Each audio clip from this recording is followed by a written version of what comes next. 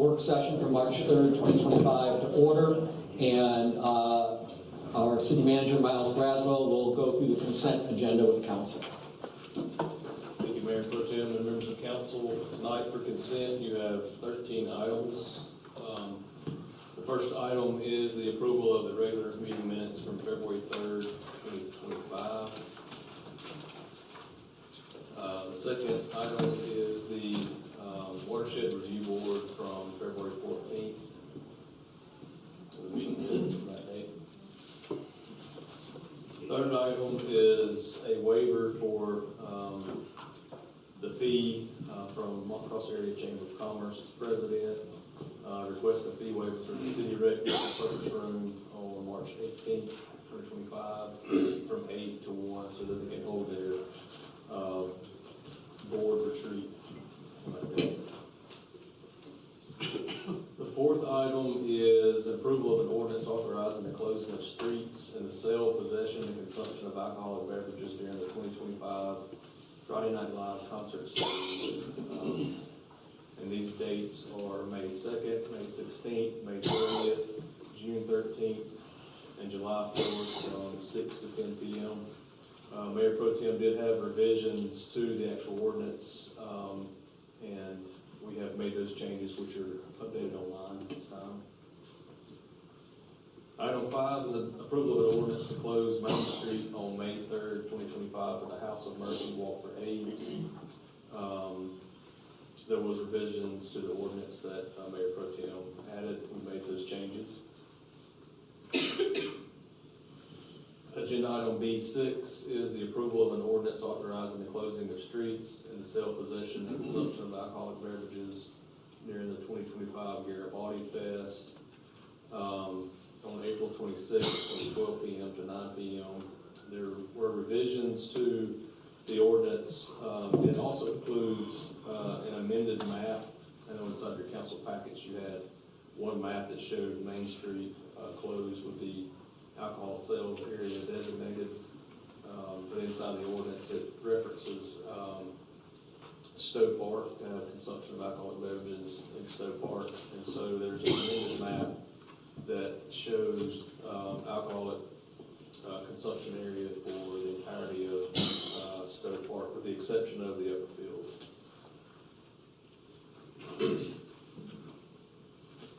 Item B7 is a budget amendment for the Ford Center Architectural Services.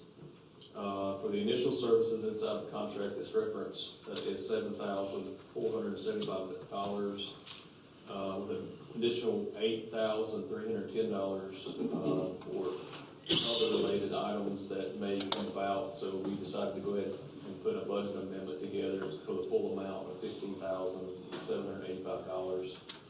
As we move through the project, instead of coming back before you all at another meeting date, we go ahead and come with the entire amount, and then if we don't use it, of course, we'll spend it. The three items for optional service are structural considerations at $1,800. The MEP, which is mechanical, electrical, plumbing, building systems, a service to study those at $3,750. And then asbestos and lead-based paint testing at $2,760. Item B8 is a budget amendment for the extension of the compost program. Our Public Works Director discussed this at the last council meeting in February, that we would contract until June 30th, 2025 with Crown Town Compost. And so this is in a budget amendment to extend the program for that period of time in the amount of $7,000. Item B9 is the award for the lowest bid for Woodrow Avenue Storm Drainage Improvement Project and the Abington Way Storm Drainage Project. The Woodrow Avenue project is the bid of $101,775. And Abington Way is $128,225. So this is a project to award these two bids to Enviro Pond LLC. Item B10 is the award, the lowest bid for the supervisory control and data acquisition system, which is our SCADA system at the water plant. The city issued a request for proposals on November 25th, with the bids being due on January 17th. We only had one bid that came in, so we extended the bid for our statute amount of another 7 days. So on January 24th, we still only had one bid from the company CITI Incorporated, in the amount of $421,146 for materials, $600,316 for implementation, bringing the total to $1,021,462. Staff is recommending a contingency amount of $278,538 due to unforeseen conditions that may have to occur, which brings the total project budget to $1,300,000. This is an extensive project that will carry us over multiple fiscal years, and so I think inside the contract it had like a 32-week project period. So to do that, extend multiple periods, multiple fiscal years, there's also a capital project ordinance that's included with this project. This is the SCADA system that also will communicate to the North Belmont booster pump station that's currently constructed and installed, but we can't operate due to not being able to communicate with it. Item B11 is a resolution amending the water sewer capital reserve fund. So we had $2,604,201 in capital reserve fund dollars for various water and sewer projects. Given that we just bid this project, the SCADA project, we'd like to appropriate $1,300,000 to fund the water treatment plant SCADA project. The resolution also obligates the remaining $1,304,201 to future capital projects, including $454,201 for the water treatment plant and water treatment intake generator replacements, and $850,000 to fund sanitary sewer collection system upgrades and repairs. There's a revision to the resolution that has been changed and included online. The water treatment plant and water treatment intake generator are currently being bid at the moment. We have a temporary generator at the water treatment plant. The two generators are 38 years old, so due to their age, we need to get those things replaced, and so that's what we'd like to go ahead and obligate $454,201 for that project. Item B12 is consider resolution to adopt the Cleveland, Gaston, Lincoln Regional Hazard Mitigation Plan. Resolution is included. It allows for specific grant and reimbursement opportunities to the state and federal levels. It's part of a 5-year process, 5-year cycle, where we need to approve this plan. And for item B13, this is the revised personnel policy. Our existing personnel policy was adopted on September 9th, 2002. It was last amended July 6th, 2020. So our HR department, along with administration, has been working with a consultant over the past probably year and a half to go through our personnel policy and provide various new updates for and new employee benefits. And I've had our HR director point out some of the new and updated policy improvements that I think that city staff would be appreciative of. So for the new items that are added, we added a policy for comp time for our hourly employees. We've added 6 weeks of paid maternity and paternity leave. We added language to support nursing mothers by providing reasonable breaks and private space and location, so no mother must resort to using bathroom stalls. We've included leave protection for domestic violence victims. We've included leave donations so that employees may support their coworkers if they choose when a coworker falls ill or on hard times and exhausts all their leave. We've added an adverse weather policy where we would match hours worked with vacation hours given to non-emergency personnel during city closures. We updated our tuition reimbursement policy. It had become stagnant because an amount was listed.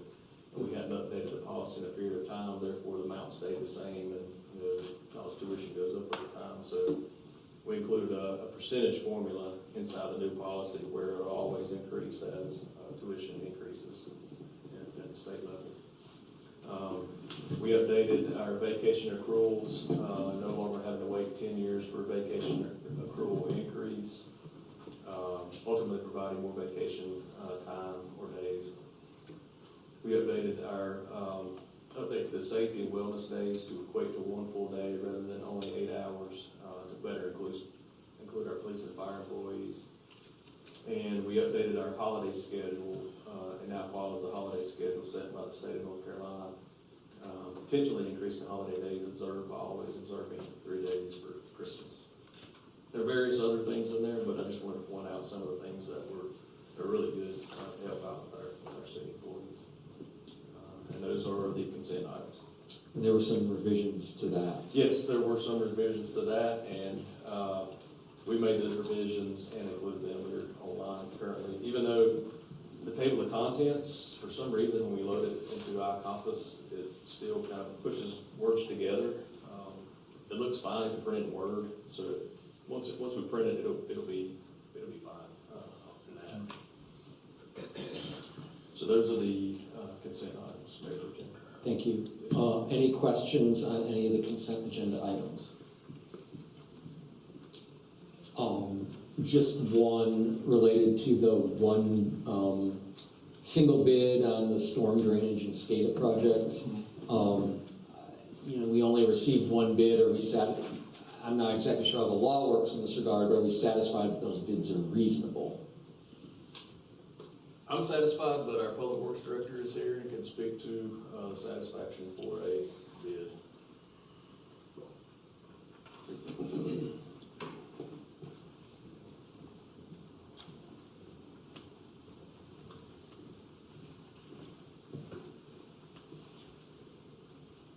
We are satisfied with the bids for both projects.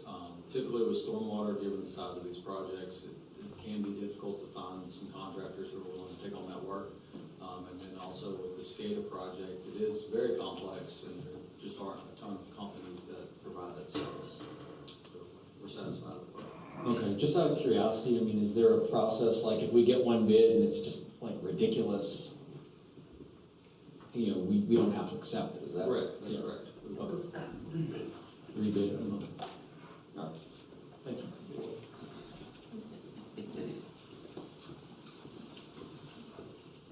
All right, if there's no further questions about the consent agenda, then I will call the regular meeting of the Belmont City Council for March 3rd, 2025 to order. If everyone would please rise, Councilman Jason Rumfeld will give the invocation. Heavenly Father, thank you for bringing us together for this important meeting to conduct business on behalf of the city and our citizens. We thank you for the blessings that you've bestowed upon our community and for our staff who are dedicated to improving the livelihood of our citizens and spent time preparing the presentations that we will hear. We ask for your guidance as we consider the matters before us tonight, and we ask all of this in your heavenly name. Amen. Please remain standing as Councilman Charlie Hill leads us in the Pledge of Allegiance. Raise the flag. Pledge allegiance To the flag of the United States of America, and to the republic for which it stands, one nation, under God, indivisible, with liberty and justice for all. All right. There are no recognitions and acknowledgments today.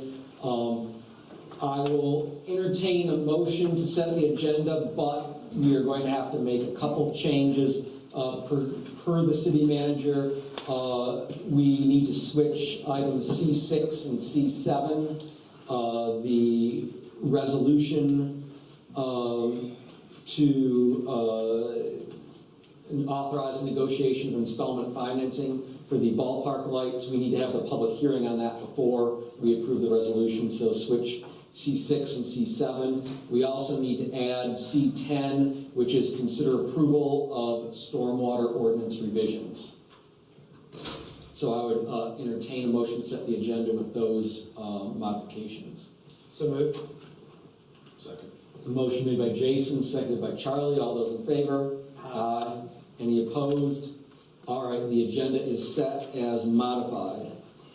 I would now entertain a motion to approve the consent agenda. Motion to approve the consent agenda. Motion made by Jason, seconded by Charlie. All those in favor? Aye. Any opposed? The consent agenda is unanimously approved.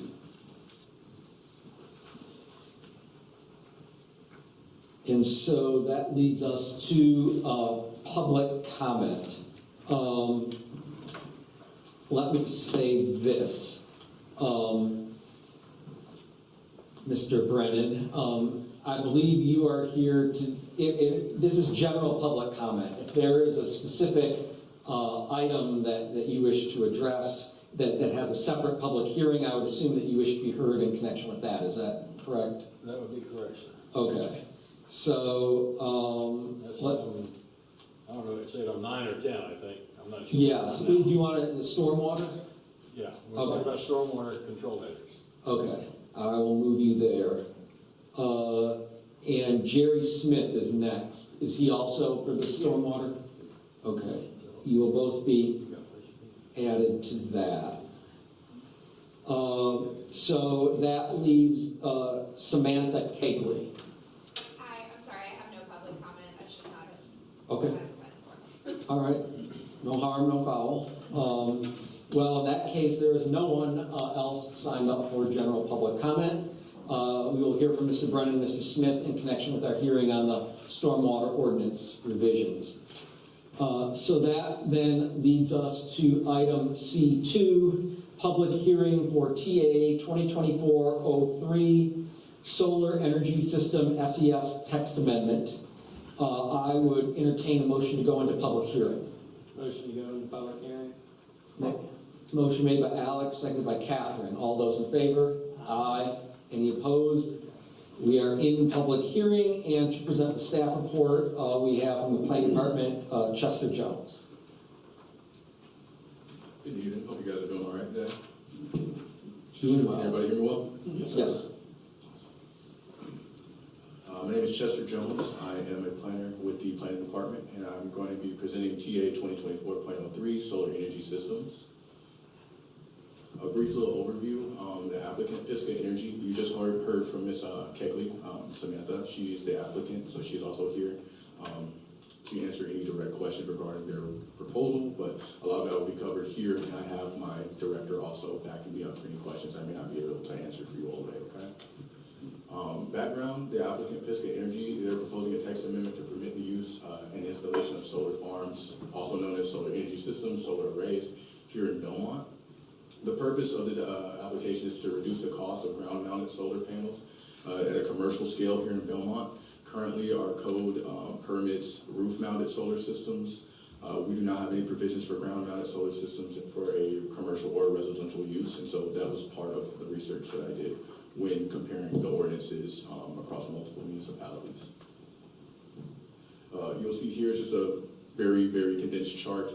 If you'd like, I can also provide a much more detailed chart that links you to the various ordinances that I looked at regarding the different municipalities around us, but you can see that I looked at Charlotte, Davidson, Matthews, Kannapolis, and Concord, who all have ordinances for solar energy systems, and just kind of tried to cross-reference them, look at what aspects of regulation was important to them, what part of environmental protections were overlapped in, as well as buffers and setbacks and things of that nature, and try to see how that would fold into Belmont's identity in our consideration. And so a lot of their guidance was taken from the state statute, as was the draft text that was provided by the applicant. And so we use a lot of standard language that is standard with the North Carolina State Statute for solar energy farms. That was kind of our foundation, and then the goal was to see how that folded into Belmont's text and character.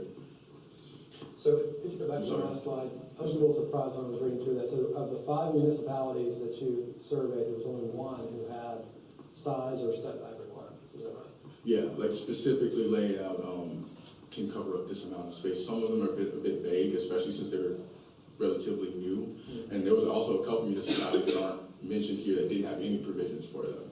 And so, as you can see, setback requirements like Matthews, as opposed to a large municipality like Charlotte, Matthews has setback requirements and different sizing requirements. And the biggest thing that Charlotte had focused on was specifically screening. And so, I cannot speak to why that was prioritized in their community across the board, but that was some of those key things that I observed, and I also have all of those notes if you'd like to review them yourself as well. Thank you. Any other questions before I move on? Awesome. So I also want to provide a visual. So pretty simple check mark. We already permit those. We look at those kind of like roof upfits. And we keep those, the roof-mounted ones in compliance to whatever building type they are. You know, they're never permitted to go above that threshold as the maximum height of the building type, whether that be commercial or residential usage. Ground-mounted solar farms, we don't have provisions for, and I just wanted to provide an example for what those could look like. They can be smaller and larger of those, but I really just wanted to paint a picture of what is going to be ground-mounted, stationary. This is what they look for. Also, one thing I'd like for you to note, we can come back to it later, but the spacing, that is for rainfall and to ensure proper rain flow and water flow through those systems. And so those are one key difference aesthetically that I noticed as well. With the So sorry. with the roof-mounted panels under the current ordinance, are there any restrictions on whether they have to be on either the front or the rear side of the house, or is there no restrictions regarding that? In my time with the city, I have not observed that No. different sides of the home or anything like that. Typically, they're roof upfits, and so typically, whichever side is best to That's this. gonna be dictated by Yeah. Right, so they're typically, we regulate form, so you can see that they're flush with the roof, so it's almost just seen as a layer of materiality. So our current regulations don't dictate that, but the environmental factors do. Okay. Yeah. And I want to also provide a little timeline about how we can work on this project. There's a typo initially. The first one, 6/24/25, that is not when that application was received. 6/24/24 is when our application was received. We processed that. We then realized we don't have any provisions for that to prepare the applicant for the text amendment process. November of that year, we got it slated to kind of start that process, and so then we presented our preliminary research to the Environmental Sustainability Board of Belmont. The following week, we presented our preliminary research and application to the Planning and Zoning Board. We took both of the recommendations for both of those boards and worked to fold that into our code in a way that it actually works for us. There was language from the state statute that would just not be compatible with how Belmont's code is written, form type, building types, districts, things of that nature. And so in December of last year, I submitted updated emails to the Planning and Zoning Board, just following up on some questions that they had about housing, cooling materials, batteries, sizing, different examples, and just follow-up questions that Ms. Keegley went back with her team and also verified with them what that would look like, so I could flesh out and give all the information to the Planning Board before they gave their final recommendation for actual edits to our proposed text. And then in February, presented our final text to ESB for recommendation. They approved it with no modifications. February 20th of 2025, we presented our final text to Planning and Zoning Board. It was approved with slight modifications, mainly for clarifying purposes as far as structuring those bullet points, specifying which zones, which class of solar energy system would be allowed at, and just speaking to which requirements we would require for NCDEQ, stormwater management, things of that nature, just making sure that they're very upfront and making sure that's very clearly laid out in our text. And today, we culminate with 3.3, where we present the final text to the City Council for your qualification, whether you guys approve it, approve modifications, or deny it. So I just also like to be very comprehensive. So the first slide will just give you kind of a rundown of which slides would be, which chapters would actually be amended here for the sake of efficiency. Initially, we're looking at the larger power plant utility scale SES systems as a different building type. One as to not restrict different uses in different districts, and also just to kind of streamline some of our code, we have now added solar energy systems under the umbrella of essential services here in Belmont, and I will run through that when we go through the definitions portion. But the only effective chapters will be Chapter 2, Chapter 3, Chapter 5, and Chapter 6 of Belmont's LDC. Some of the key takeaways here for Chapter 2 is that we pretty much just changed this chapter to provide, facilitate definitions for solar energy systems. We expanded and amended the essential services definition to include the different sizes and scales of solar energy systems, and we also formatted it to align with our existing classification of our essential services. And we also added a new definition of solar energy systems as a distinct type of essential service. In Chapter 3, we changed this chapter to provide provisions for SES systems, solar energy systems as an accessory use for residential and commercial uses. This adds a new chapter to house these provisions. That's going to be Chapter 3.10.4, as well as we were able to fold in batteries, cooling systems, things of that nature that are accompanying solar energy systems as mechanical equipment as currently defined in Chapter 3.9.2 of Belmont's LDC. We also amended Chapter 5, which are zoning districts. This provides district provisions for all SES systems, and it also speaks to which districts each class would be allowable in. Classes 1 and 2, which would serve primarily as accessory uses, would be allowable in all zones, same as was currently defined in our essential services for those classes. Subject to the provisions of the respective building types and regulations that we have in the new chapter, Chapter 3.10.4, as well as Chapter 6, where we have additional regulations. And also, this chapter established Class 3 as a large utility scale SES system and establishes that permissibility in the ICD, BCD, SR, and RR zoning designations. These applications would have to be approved. It also sets standards that make sure that these applications are approved by a special use permit. Yes, Question. I've got a question for you. Mm-hmm. So what's the trigger here on the Class 1 and 2 to get it to the Class 3, I guess is what I'm trying to The understand. different acreage. Class 1 is under an acre. Class 2 is 1 to 5 acres, and Class 3 is 5+ acres. So once it hits, let's say, the 5 acres, that's when the only way it would come to council is through a special use permit, is that correct? That's accurate. Okay. Well, the only way it would be approved is. Approved, I should say, yeah. And also, those zones are taken into account. Like a solar farm over 5 acres, at least in my research, it wasn't very common. It may not be common, but that's one of the things that surprised me too, is the way I read it, the Class 3s, which like you said would be large scale utility, Power plants, it is. 5 acre or more, but that would be permitted in rural residential and suburban residential? Yes.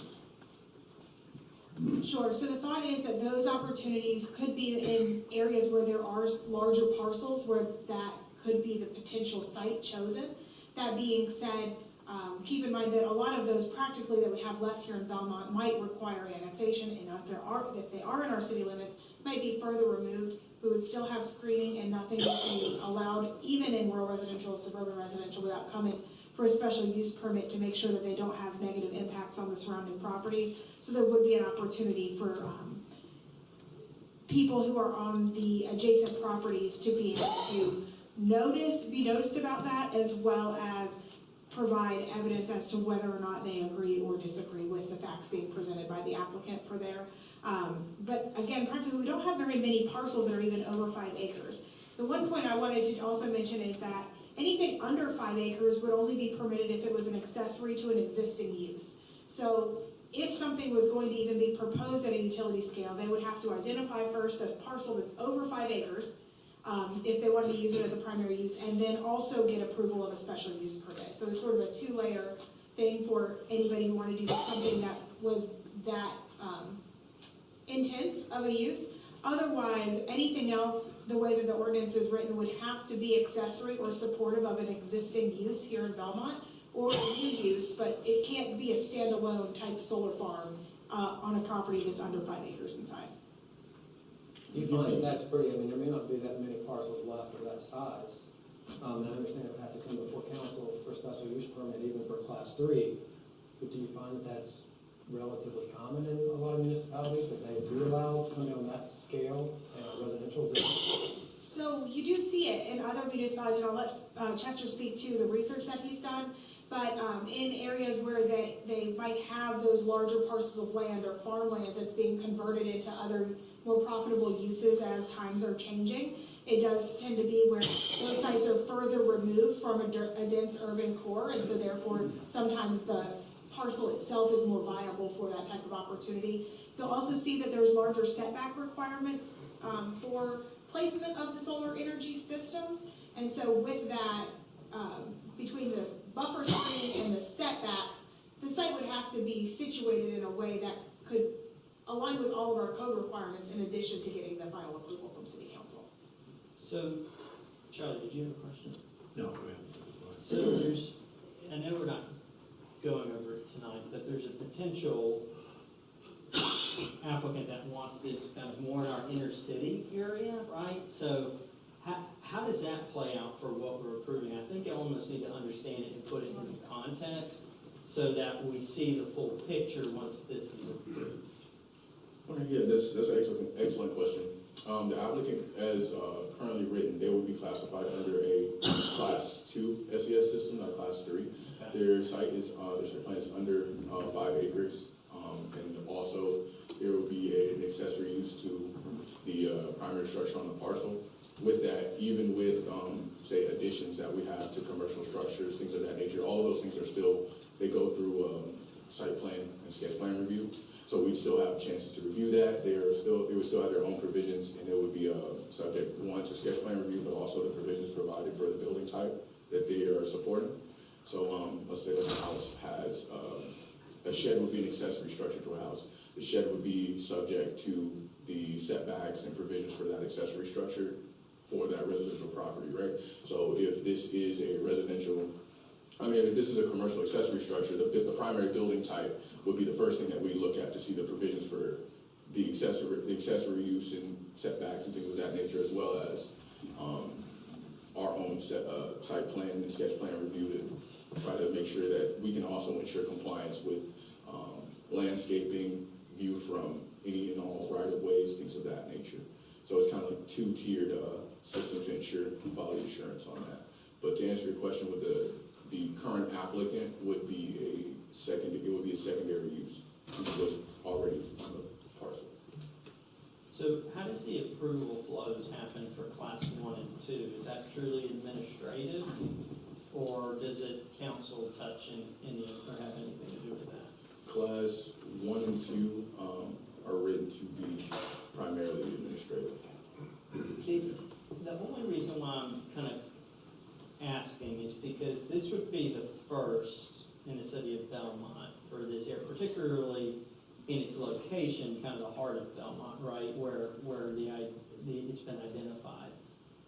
I just want to make sure that we're crossing, all the T's and dotting all the I's, because, the visibility, screening, of course, we're going to need that, but also, stormwater runoff and things like that. So if I think about this, it's a little bit different from building a bunch of houses, right? It's basically clear cutting the land, right? And then, essentially, not much vegetation. I could be wrong, but in this designated area, it has quite a slope. So I'm just trying to make sure we're doing everything right here. No, that's a very fair concern. I'm not sure if you have this packet in front of you. They might have passed out a little bit earlier. But on page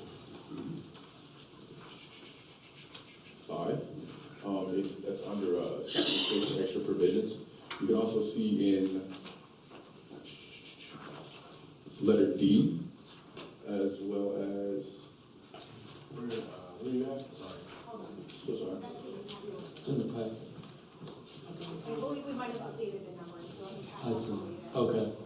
Well, yes. So if I can interject a couple of things, we'll answer this question. But then I think these are good questions, but I think it might behoove us to hear the whole presentation because I think some of the concerns that are being expressed might be clarified through the other provisions that we're going to be talking about, and then we can ask as many questions as we like of Mr. Jones and Ms. Farrow. So I'll say that. And the other thing I'll just say is, we need to be careful. I understand exactly what Alex is concerned about, but at the same time, when we undertake these reviews, they're in general, we're not. This isn't a conditional zoning. This is not conditional zoning. So we can't focus solely on one applicant because we have to consider it with respect to everyone. But I understand where you're coming from, so it's just a fine line to walk. But Jim, I don't disagree, but Yeah. if we're looking at it holistically, that's fine, but we gotta make sure the shoe fits everything. Right, yeah. So this is an example that I'm just Mhm. using, so that's the reason Yeah. why I'm looking at it. But let's just keep both concerns in mind. To your question, and we can finish, and I'm more than happy to address any additional questions. But to your question, under subsection H, and if you scroll all the way down, maybe third from the bottom, you can see in addition to certain requirements above, actually above that, when we also have applicant must provide a connection agreement, they must also establish their solar energy systems in accordance to NCDEQ stormwater design manuals. That's a North Carolina state statute, state standard, and also in accordance to North Carolina General Statute 30A 309.240, which specifically speaks to decommissioning plans, stormwater protections, environmental protections, and things of that nature. That's at the state standard level. And so that we apply those to any and all ground-mounted systems to ensure that is followed and in compliance. Okay. Thank you, Chester. Of course. Is there anything else before I move on? I have a few more, but. Yeah. No worries, no worries. Let me make sure I answer it. And last but not least, we altered chapter 6 with special requirements. It just details additional requirements for SES systems as a type of essential service. It notes provisions for SES systems as an accessory usage, specifically for commercial accessory use. Chapter 3 of Belmont's LDC specifically speaks to residential uses of accessory structures. Those special requirements in chapter 6 will speak to the commercial use of an accessory structure. It's specifically for SES systems. Class 2 and 3 will require a site plan review, so that's how we we're going to administratively review class 2. Class 3 will still have the same process, but they will still undergo a special use permit. Currently, special use permits will go through the sketch plan and site plan process anyway, but we just wanted to include that both class 2 and class 3 will have that level of scrutiny. It also outlines specific requirement for utility scales and primary uses of SES systems, that being an interconnection agreement with the local utility provider. Ours happens to be Duke Energy.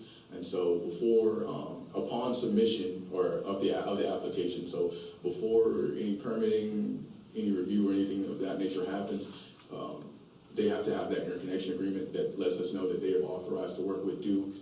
This is going to be a power plant scale, and any and all provisions that are required at that level has been taken, and they are required to submit that agreement to us, as well as their decommissioning plans and other things outlined in NCDEQ stormwater manual, as well as that state statute.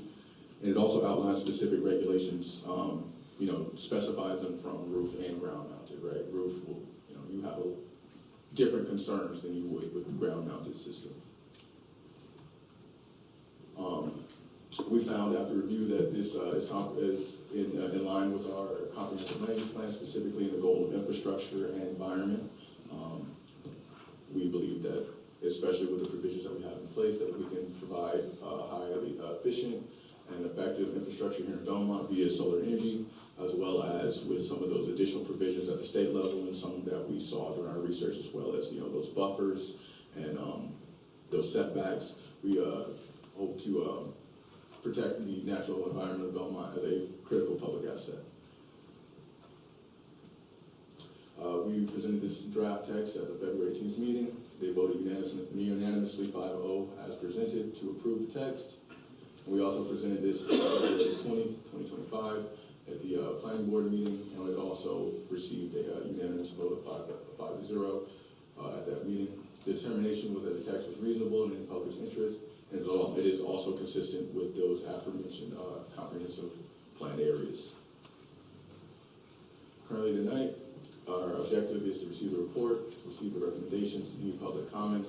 I implore you all to either approve as presented, approve as modified, or disapprove. The two findings you guys are required to find are that the amendment is a reasonable request in the public's interest, and that the text amendment is consistent with the goals of the comprehensive plan in those areas I mentioned beforehand, environmental and infrastructure. All right, thank you. Any questions for Chester? I do. So, again, not to beat the drum here, but back to the stormwater kind of. So this NCDEQ, is this specifically for solar panel farms? Is it language that's, so what I'm trying to say is you have a major development for houses and stuff. Again, in my mind, I wouldn't say this is the same as a solar farm. So are there two different stormwater mitigation plans for two different types of site plans here? The NC State statute I mentioned, that speaks to the need of a decommissioning plan. The DEQ stormwater manual kind of specifies a little bit more about the distance between each panel, each row, to ensure flow, tilt, things of that nature. Kind of a little bit more technical information, but the state statute is was specific to stormwater protections. But both of those in tandem are intended to ensure that the land that the solar farm that was established on is returned to its natural state after decommissioning, and that excessive water flow, drainage, erosion doesn't take place during that time. I think that what Alex was asking is not necessarily that it relates to stormwater, but does it relate to stormwater specifically vis-a-vis solar farms, or does it relate to stormwater just in general or for housing? Yeah, so there is a memo specific from the NCDEQ as it relates to solar energy systems that's being referenced. And you guys might notice that the format of our text amendment this evening, it looks slightly different than what you've seen in the past. So that is because we have a new software called Encode Plus that allows us to do hyperlinks. So in that text will actually be a hyperlink. When you scroll over, you see it's in a different color. That's because applicants will be able to immediately see not only that that's a requirement, but be linked to the exact document where all of those requirements are produced by the NCDEQ, so that as that manual is updated, our ordinances will be updated accordingly as referenced in. Okay. Because, I mean, no matter where the location is of this, my concern is if you're on a slope, and like I said, you're going to cut all the trees down, right? If you have trees there, you're pretty much just an open field with water just running down. So let's say you're near the river, you're near a stream that feeds into the river. That's all sediment that's going straight into those tributaries. So I just want to make sure we're protected in this instance. And you particularly think about the county. Let's say that there's an annexation in the future. That's the area that's bumping up to the South Fork River, the Catawba River. So if you're putting a solar farm there, I mean, that's a straight water runoff going off into the river. So that's where my concern is coming from. So I think there's two components to that. There's what the NCDEQ recommends in terms of additional regulations or requirements that should be placed on solar energy systems, especially those in a larger scale. That is one subset of regulations. But any amount of land disturbance, even for the initial prep, still has to follow the other stormwater regulations for land clearance like any other development, right? So what we're saying here is that those would be stacked on top of one another. They're going to have to follow the stormwater regulations for land clearance and flow, as well as for solar energy systems. And the reason why there's some extra is because of that sheet flow off of the angled panels and how that water would then collect in between. So it's making sure that water can be funneled and directed in a way that is recommended, as opposed to just sheet flow and pooling and then causing other concerns later. But to your point, it can't just follow that. The land clearing and prep of the site itself still is regulated by our regulations, and I believe later on the agenda tonight, you'll hear from the city engineer who is proposing to increase those regulations to further protect our community. Okay. I mean, the only other call out is, and again, to this particular example for the potential applicant, it's inner city, it's on a slope, so if that all kind of floods down into 74 per se, or any of the subject properties below, we have issues with infill, building two infill houses, right? Right, and so that's one of the larger the property, one of the gaps that we've identified over time with some of the erosion control measures is that a lot of lots under 1 acre or under 1 acre of disturbance have a different level of requirements than anything that's over an acre. So when we talk about any amount of land disturbance or projects that have over an acre, there's a heightened level of regulation that allows us to do an enhanced control measures or SCM type systems that are being reviewed by Department of Natural Resources and or our city engineer, depending on whether it's during construction or post-construction on that system itself. And all of that is going to be reviewed to ensure compliance during that construction plan review that's required for anything over that acre in size. Okay. Any other questions for staff? I know there were some modifications in our text that planning had proposed. Are you able to summarize those just at a high level, just the significant modifications that planning proposed? Very high level, just for clarity, we went through, renumbered, restructured, just to read better to our. We're saying there were some changes to the setbacks now? There were over time, initially, we had them, go ahead. They were 15 and Yeah, 30, and then you reversed them so that they're Very much. 30 in the front and 15 in the rear. Very much so. That was a recommendation by planning board. The reason where I got those numbers from, I went through the various municipalities, and some of them have a very wide range from what they're offering. Charlotte had a much smaller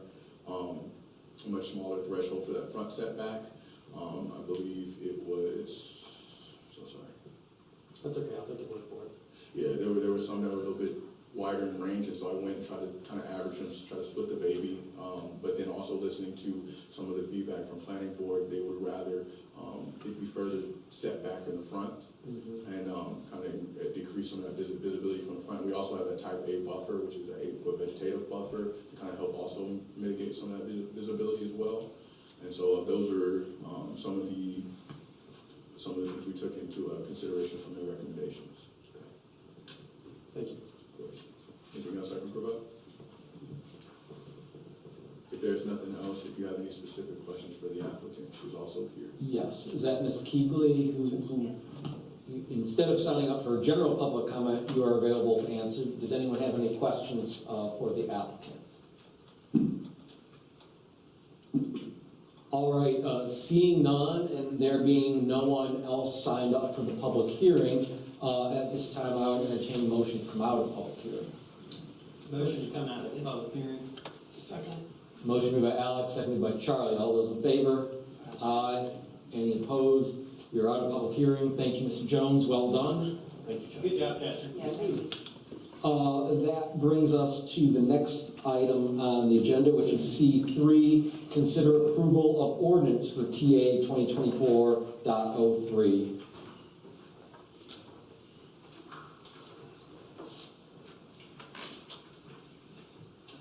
So is there, I mean, we can have discussion Yeah, first I before, think it yeah. would be nice to have a discussion. So where I was going with in regards to kind of the class 1 and the 2, I think it's fine, I mean, it's how you want to slice it, but this is the first time we're doing this in Belmont. Mhm. I don't know if it's something we would prefer to have more of council's finger on the pulse for all 3 classes.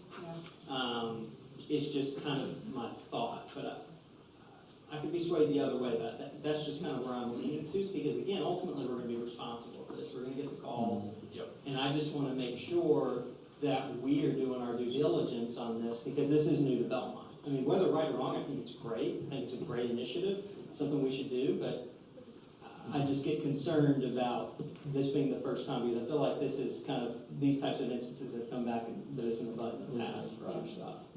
But that's just my comments, Jim. Okay, any other thoughts? I don't disagree with you, Alex. So I'm trying to think how that would work out. in terms of, textually? Sure. I mean, would it just be making all, right now, class 3 is considered for a special use permit. Would it be any of the 3 classes be required for, see, that gets me, because like if, Joe Public wants to put, he wants to just like a couple solar panels, I don't know how it works. But, if we were to make every class subject to a special use permit, then we'd be, anyone who wanted to just put one at their house would as it makes sense. So I hear you for some of the larger ones, I would be open maybe to say classes 2 and 3 and leave class 1 just administrative. But, Class 1's up to an acre. up to an acre. I see our planning director coming forward. Sure, so, just to make sure that we're clear, I think that it absolutely is possible. There's a couple of areas that I might suggest looking at adding some text for clarity in, and that is going to be in chapter 6. You can see there's a bullet point. I don't have that text directly in front of me right now, but there's a bullet point that specifies requirements specifically for commercial installations. That is what class 2 is. It's just an accessory commercial installation, as well as class 3 already requires that special use permit. So we could potentially add some language in there. Oh, thank you, Chester. That would be my first suggestion. The other one would be specifically in that new section that Chester had outlined of 3.10.4.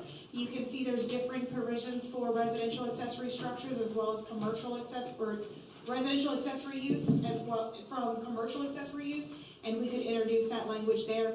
Those regulations as drafted cross-reference one another so that applicants don't forget to go and look between those 2 sections. But if, for clarity, we want to put some note in both areas, those would be the 2 suggestions from staff. So it basically, if we do what we've been talking about, it would make all commercial subject to a special use permit, whether class 2 or class 3, whether accessory or, I guess, primary, but residential would still be administrative. That is correct. So class 2 and class 3 are what would be under the site plan review process anyway, and what we are hearing from your discussion. Class 1 would typically be handled as any other accessory structure on a residential lot, because once it trips over to commercial, it's class 2 anyway.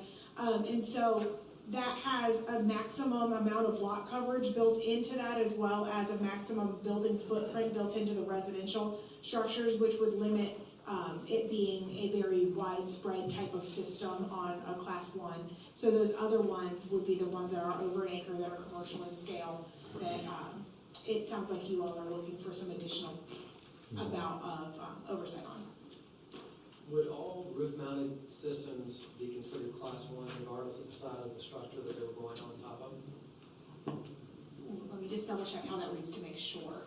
I believe that is. To your point of that, I feel like it's just easier to do roof versus ground, right? As far as. So when you think about like an industrial facility, Mhm. but, Well, Yeah, I can so- see. or 4 acres, and they want to put panels on top. If it's that much coverage, if the system, so it's the acreage of the system itself. So if the system itself is on a big roof like that, it's gonna trigger into being a bigger system. The other side is that we already require for roof-mounted systems that are commercial in nature, we require all roof-mounted equipment in general, whether it's solar or air-conditioned units or anything, to be screened from any type of view. And none of that screening or the system itself can exceed the maximum height for the building.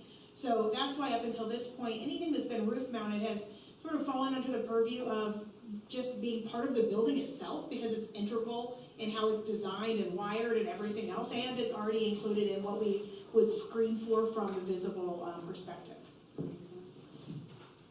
What? Oh, go ahead. That makes sense in my opinion. Like that is, Okay. it makes a lot more sense for me just to divide it up between roof and ground for special use instead of. It is more challenging on the residential from a process standpoint, how it's written today, for the individual ones that are going through our permitting team to be flagged for. We can do it, but it would be more challenging. I'd want to look at the text to be more intentional about how we would funnel that. for the ones that are under an acre, because there are different stormwater requirements under an acre, and there's a different process flow chart when it comes through our department for how those get reviewed and approved. Yes, and even in those instances, you know, as you just mentioned, there's different stormwater for under an acre. Again, we've seen issues under an acre that cause Sure. a major impact. So I think, you know, there should be, I understand cost is always the issue when you get into those smaller developments, because it's not like they're gonna put a huge drainage system in there or whatnot, but I don't necessarily think we should rule out that they should have a separate, I mean, that they shouldn't be separate, because again, the impact could be just as detrimental depending on the location under an acre. Sure, and the only reason I mention that distinction is because of the amount of limitation of coverage on that site is drastically different on a residential site, because it is seen as an accessory structure, and so based on the size of the building or the primary structure itself, right, so based on the size and square foot of the home, is going to dictate how many accessory structures you can even have on a residential lot, as well as their maximum coverage on the lot.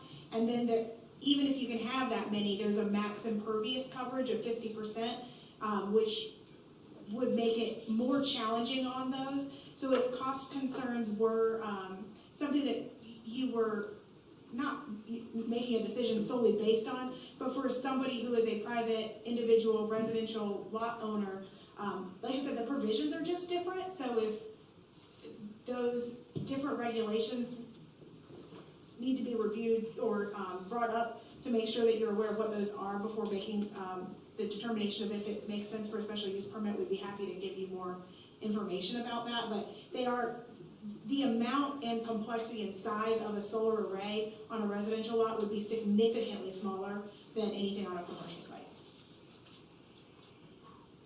Well, while you're up there, I forgot I had a question, but yeah, this 6.2.9, where a lot of the regulations have been inserted. Yes.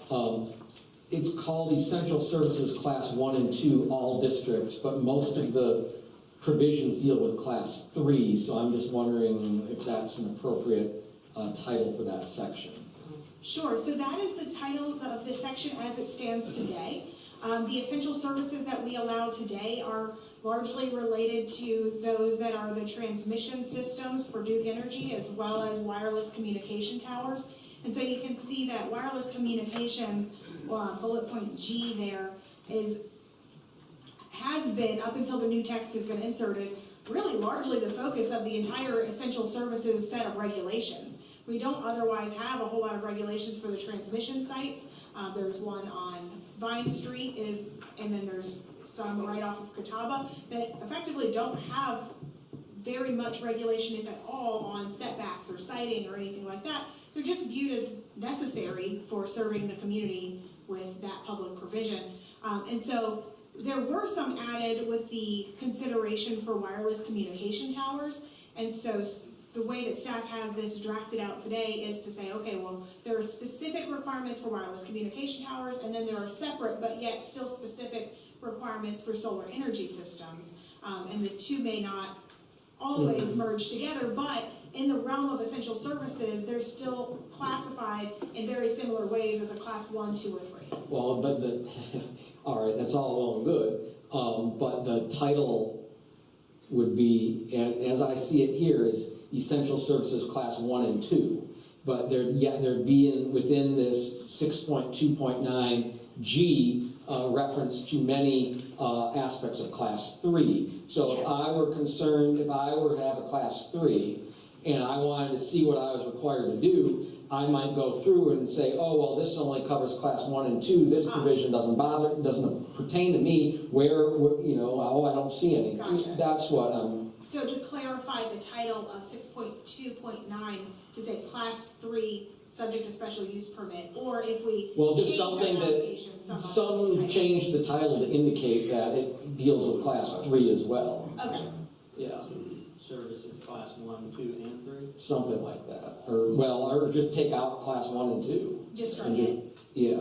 Okay. I just, it just seems like, because I read that like 1 and 2, but all this is about 3. Gotcha. So, My only other question was just this definition of solar energy systems, is that within, in 2.2, the definition of solar energy systems, is that within the definition of essential services? No, it is a standalone definition that can be found, and then they're So they- cross-referenced. Okay, so they'd be inserted where they're supposed to be in section 2.2 in alphabetical order Yes. with respect to the rest of the definitions? That is correct. Okay, thank you. You're welcome. All right, any other questions as we mull this over? Not any questions, thank you, Tiffany. You're welcome. I don't disagree with kind of what Charlie was alluding to or getting at in breaking this up between what's mounted on a roof and what's not mounted on a roof. I think that's pretty fair. And again, we have homes, we have a neighborhood station has roof-mounted solar panels, our neighborhood has solar panels in it. I mean, that's all fine, and don't worry about too much on the private property side of the houses and stuff, but when it comes to this side, this is all relatively new development. That's why I'm just asking for the additional oversight for council. So, my question then to you is, can you articulate based on the concerns that we've discussed and what Tiffany has told us, what would, articulate the modifications that we could vote on, if that makes sense? Well, Tiffany, what would be the definition, I guess the official definition between a solar panel that's on a roof and a solar panel that's not? Well, this definition would include them both. Then we would need to essentially rewrite that and break it apart. There are two different provisions with distinctions in here, but if that is the direction of council, what I would ask is if I could have a few moments through the course of this meeting at minimum to look and propose some changes that might be able to speak to your intent, so that I can get those back. I don't know if that's something that you guys... Well, we can clarify our intent in parks. Can we continue this till later in the meeting, or I don't know what the appropriate motion would then be? I'm assuming we can do that and pick it up at the end of the regular agenda. Just before, Catherine, Jason, are you guys, what are y'all's thoughts? So. I'm very separating too. I think I would be in favor of having oversight over at least classes 2 and 3, whether we decide to delineate between roof mounted and ground mounted. I think that's maybe deserves some more discussion, for me at least. Yeah. I'm more Jason. I feel comfortable requiring 2 and 3 for a special use permit. I'd need to see more about how the roof versus ground plays out in what's in play. So, is our intent clear enough for you to engage in this exercise, or would you like more?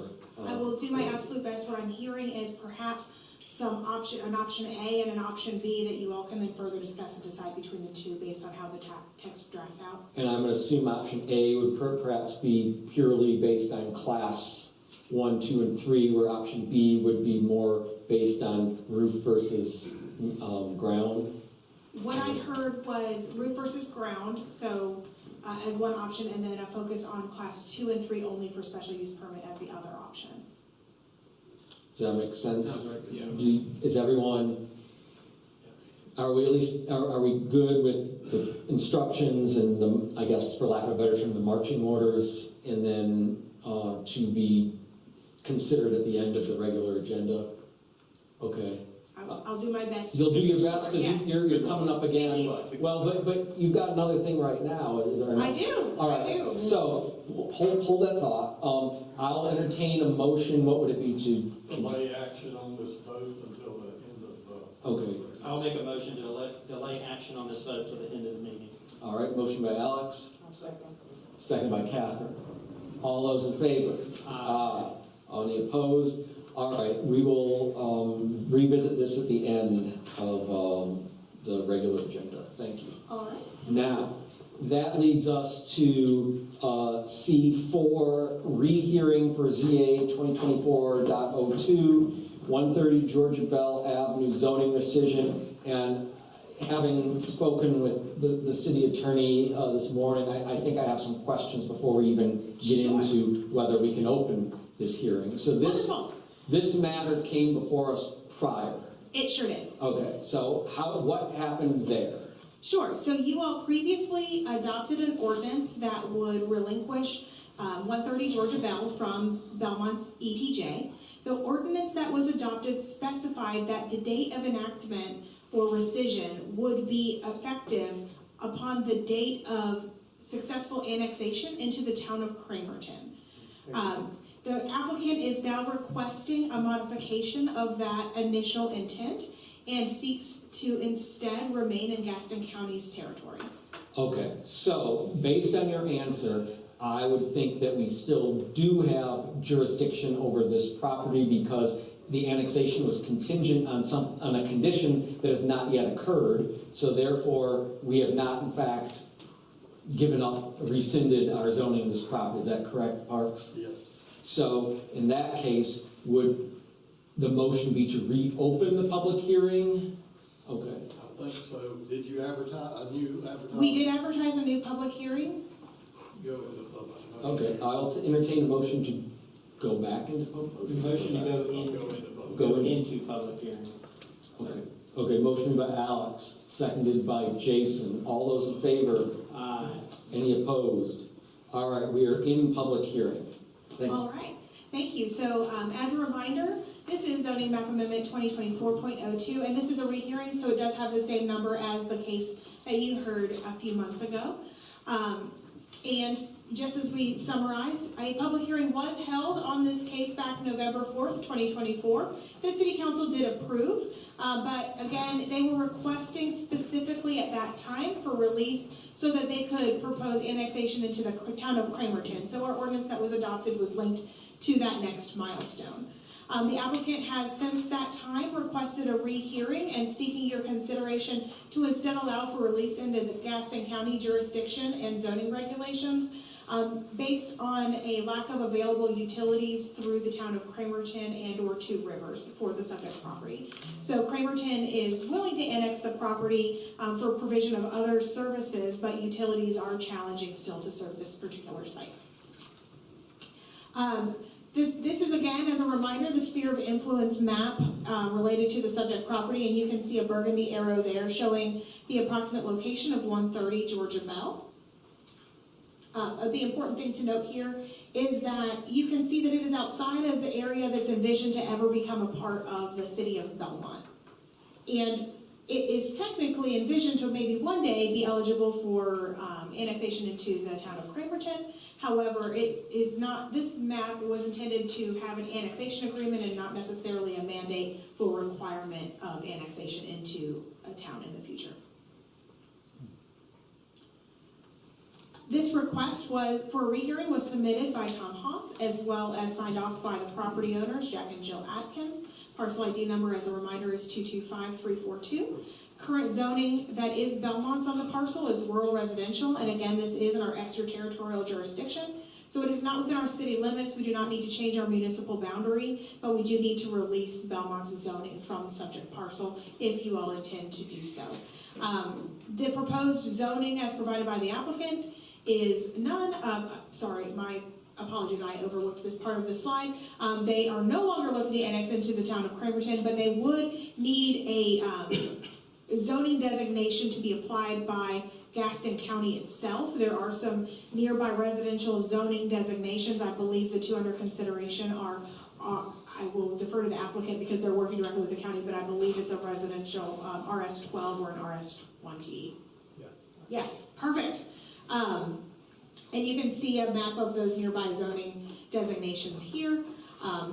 Again, that gray is what's currently in Belmont zoning. You can see a teal dashed line, that's where our limits end, and this property is not directly adjacent to the city of Belmont municipal boundary. It's instead at the corner of Georgia Bell and Peach Orchard. Nearby residential zoning for Gaston County, again, the closest one is RS-12, but there is an RS-20 in the vicinity as well. You can see that in the green color on the image to the right. And then Cramerton similarly also has residential zoning in this area. So my understanding from the applicant is the intent is to still develop this for residential purposes, just under whose purview, and just looking to understand whose regulations they would follow for development. Well, there's a residence there now, is there not? There is one residential property there now, but my understanding is that they may be seeking to subdivide into, I believe, 3 lots. Is that correct? Oh, a total of 3 lots, including the subject parcel in there, and they are here. They already have the county designation, They cannot get the county designation until we release our zoning. so the city annexation of the Cramerton, this has to happen first. This has to happen first, although my understanding is that the applicant is already working with Gaston County, but no decisions for action can be taken until Belmont decides whether or not we are interested in relinquishing our zoning of the subject parcel. Again, our long-range plans for this property, it was included on the 2018 comprehensive land use plan, even though you see it's not part of our area for sphere of influence for annexation, but sometimes our comprehensive land use plan goes on a broader area. But this area was intended for neighborhood conservation. This parcel is within an existing neighborhood. So if it was to remain in Belmont's jurisdiction, that would be the future vision for that site. It's not really as relevant here because they're seeking relinquishment of our zoning. So if you all are comfortable with relinquishing that to the county's jurisdiction, our comprehensive land use plan and vision wouldn't necessarily apply in this particular case. But with all rezonings, we have to look for consistency with our adopted long-range plans. As a reminder, this project was originally presented to planning board, again, with the idea that it would be annexed into the town of Cramerton, but this idea of rescinding the zoning was originally presented to planning board back at the October 24th, 2024 meeting.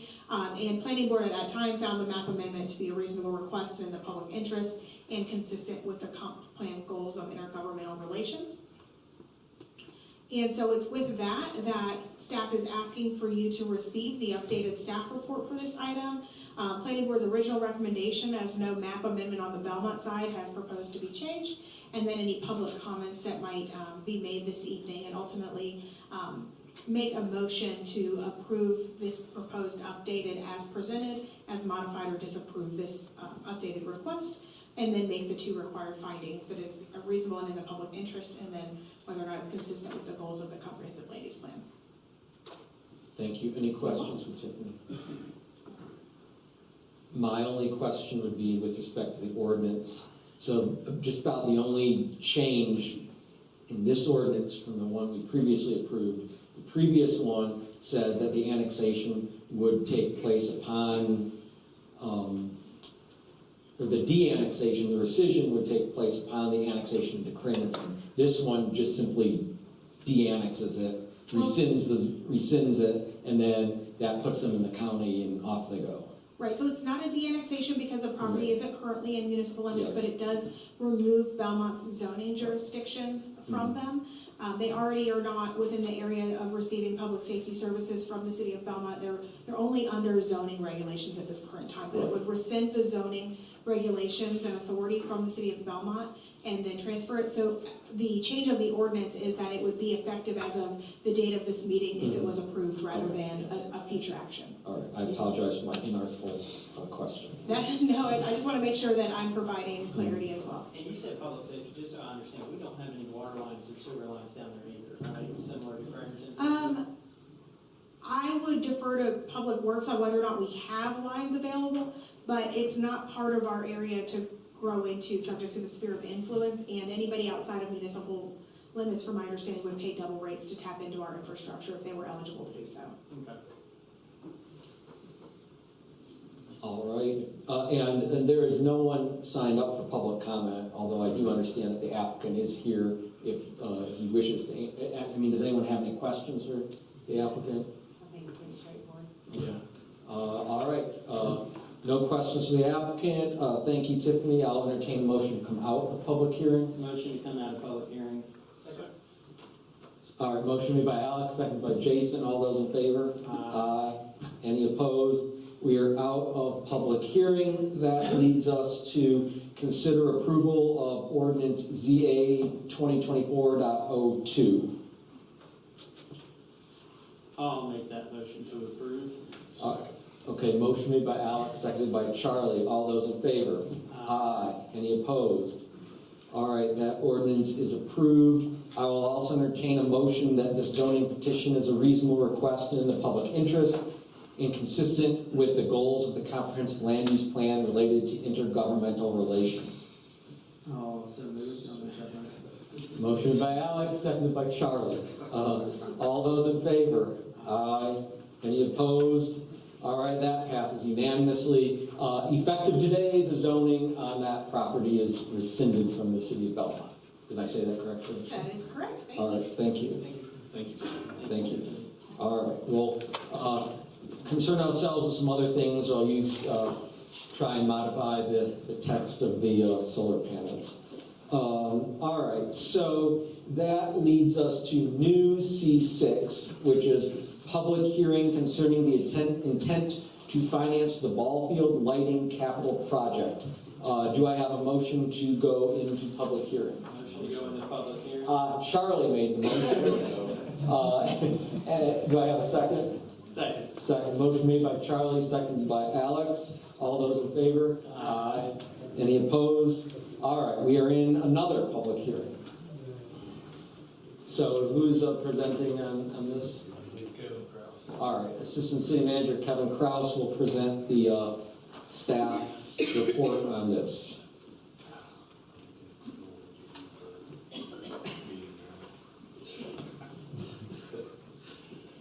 So this public hearing is just to notify the public that the city wishes to go out for bid for financing opportunities for the Ballfield lights. Estimate $780,000. Okay, and just for those who might be watching at home, which Ballfield lights would these be? Davis Park, Roddenfield, and Lower Reed Park. Okay. Any questions Easy as that. about this? Thank you, Kevin. We're just, obviously, we're required to have a public hearing by the, oh, yes. I don't know if it's a public hearing or afterwards, but just in terms of logistics with this project, what's the projected start date? I mean, we have bids in. We don't have a start date yet. We haven't gotten to that point yet with the vendor. Okay. Yeah, I mean, kind of, no pun intended, ballpark idea. Before Once it starts, how long? We're not sure if it would extend past the fiscal year or not, Okay. but we hope to do it this fiscal year. Okay. It could extend, but if it does, we'll do a project ordinance. Okay. Thank you. And we're required by law to have this hearing, that's why it's such a short. Yes, and for LGC purposes. Yes, all right. Any other questions? All right, thank you. There's no one signed up for public comment in connection with this hearing, so I would entertain a motion to come out of public hearing. Motion to come out of public hearing. Motion made by Alex, Second. seconded by Jason. All those in favor? Aye. Any opposed? All right, we are out of public hearing, and that brings us to revised C7, which is resolution authorizing the negotiation of an installment financing contract. So I guess it would just, my question, I have one question, other than the edits that I provided earlier. What would be the collateral that's referred to in this resolution? That's up to, I guess, us and the bank at that time. I don't think it's. I'm just curious because a lot of times municipal financing can be difficult because the lenders don't have the collateral that you might have from a private company or something. So I was just curious as to what the collateral might be. But isn't that usually kind of, not to say overlooked, because of our rating and the security that we have through the LVC and or the state generally when it comes to those collateral issues? We've not had to do collateral except for purchasing like rec center or something like that at the time. There's been no discussion of collateral. We've had preliminary discussions and banks have been willing to loan the money. Suppose collateral could be the lights themselves. Security interest in the lot. Yeah, okay. All right. All right, so any other questions? This includes the actual poles themselves, correct? This turnkey project, yes, poles, lights, the system that controls them, where you can do it with an app on your phone, it's everything. This has been on the project list for a while too, hasn't it? Yes, at least 3 years. We got a baseball team we could have had, some of that big Be that as it may, is there a motion to approve this resolution? Motion approved. Motion made by Jason, seconded by Catherine. All those in favor? Aye. Any opposed? The resolution passes unanimously. All Thanks, right. Kevin. Thank you, Kevin. That leads us to C8, public hearing on watershed protection ordinance amendments. And I'll entertain a motion to go into yet another public hearing. Motion to go into public hearing. Motion made by Alex, Second. seconded by Charlie. All those in favor? Aye. Any opposed? All right, we are in public hearing, and I see our city engineer, Kate Goodman, coming forward to present this topic on behalf of the staff. Hello, Hello. good evening. So we presented some revisions to the watershed protection ordinance back in January. Those revisions were due to mostly a state update that occurred last year that we have to follow by the NCDEQ, EMC, and Environmental Management Commission. We were also incorporating some of the additional edits that were incorporated to our stormwater ordinance. So we had sent those edits to the state for approval and comment at the end of December, and they just got back to us last week. So Late last week, didn't yeah, you? late last week, well, twice. And last time was Friday at 3. So They're like lawyers. All right. So, some of the major things that they wanted to address or provide input on was the removal of the Watershed Review Board, which we wanted to defer that to the Board of Adjustments for appeals and variances. So they suggested that we make the Watershed Review Board definition be the City of Belmont Board of Adjustments. So that was their suggestion. The only place you'll see that is in the variance section. That's the only authority they have. So those terms could be used interchangeably, but the Watershed Review Board would be the Board of Adjustment. Now, all other approvals, high density, like reviewing O&M agreements and all those type of things would be done by the Watershed Administrator as we discussed our January meeting. Any questions for Kate? Is that your? That was one item. Oh, that was one. There was also a section 5319 density averaging that they suggested removing because it's optional. That would require us to track averaging across the city or across multiple parcels where developers or property owners could use multiple tracts of land and average the density between the two without combining them. So I felt like that might put us in an area that, we could be audited or we'd have to report that to the state more frequently and track it. So they suggested that we remove that, so that section was removed. They did expand upon the vegetated setback requirement, which is now section 15320. Just to provide more clarity about the different buffers that we want to require, the 100-foot along the Catawba main stem, the 30-foot on perennials, 15-foot on intermittents, and then how those are measured and how those can be determined. So there was just some expansion upon that section.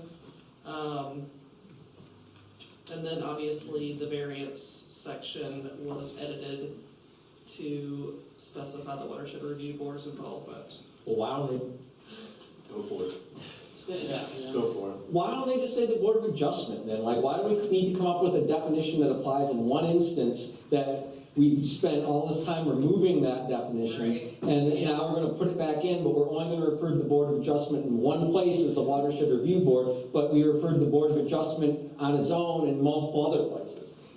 That's how I had written it in January, but All right. that was their comment, and that's the Well- way they preferred it to be written, but we can always go back with, Well, a revision to their So suggestion. here's one of my thoughts is, given the lateness with which you received these changes from the state, and I don't disagree with all of them, I disagree with that one definition, but if we're going to be removing things, then we're going to have to renumber all the other provisions and whatnot, and I have a whole bunch of edits to. Oh, I'm sure, it's a lengthy document. It is a lengthy document. A lot of formatting, so Yes. I want to give you guys time to review and make comments, and then we could hold the hearing in April. Well, do we necessarily even have to hold the hearing in April, or can we just vote on what we're holding the hearing now? Right.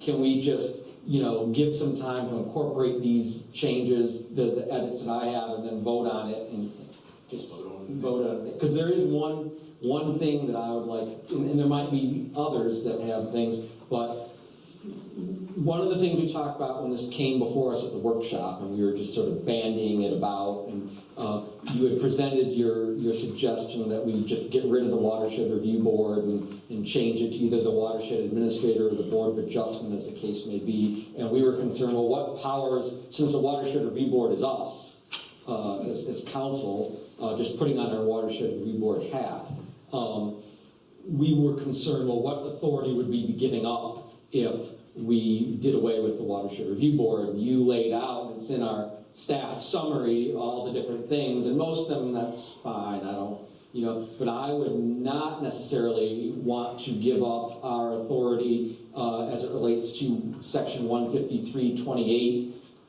which is the high-density development permits. If we can, we can just put city council in there instead of the administrator, but I would rather that, just like Alex was concerned about some of the issues, and that's why we're, modifying the solar panel issue. I would rather that stay with council in terms of, and keep that authority in terms of the high density development permits, because that's a particular issue when you're talking about high density and critical watersheds. I'd rather keep that authority with council. I agree as well with Jim on that. All right, so And Jim spent the whole weekend doing this, by the way, to Yes. this language. no games I want to watch. Jim, did you have another question? That was it, I'm sorry. So I remember we talked about the definition in regards to what we consider is, protecting the watershed, and it comes by the source of where our drinking water comes from, which is the Catawba River area. What would it take for us as a city to realize and recognize that we need to expand that to the South Fork River as well? Well, and I agree, and that was my approach in how I addressed some of the stormwater ordinance edits. The watershed protection is more of a state regulation over that area that's within half a mile from that water intake. It's very specific about, it's a public water supply intake, and these regulations exist to protect that watershed. But the way I rewrote or improved the stormwater ordinance, that would preside over the watershed protection areas and what is now the Phase 2 Gaston County Stormwater Ordinance area, which is the western side of the peninsula that flows to South Fork. So really, the stormwater ordinance will overtake the watershed protection ordinance. The requirements are equally or more stringent than the watershed protection, and it would apply to the whole area. So really, when you look at these requirements in the watershed protection ordinance, the only thing that's more stringent in those would be a 100-foot buffer on a high-density permit, high-density development along the Catawba. So, and then in those other areas outside the watershed protection requires only a 50-foot buffer or riparian buffers on the Catawba and the South Fork. But some of our conditional rezonings have required more.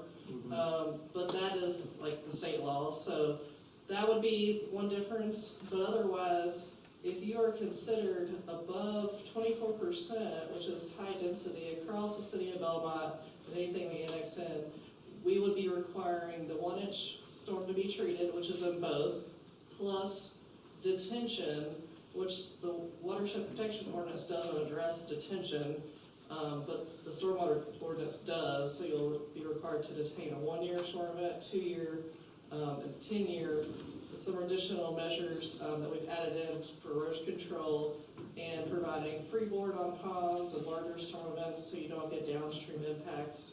But that was kind of the goal of the stormwater. So the only thing that you'll be looking at with the watershed protection will really just be issuing that high density permit. Are we going to allow them to go over 50% impervious or almost at 70? So the protected area will allow you to go up to 70% impervious, and in the critical it will allow you to go to 50%.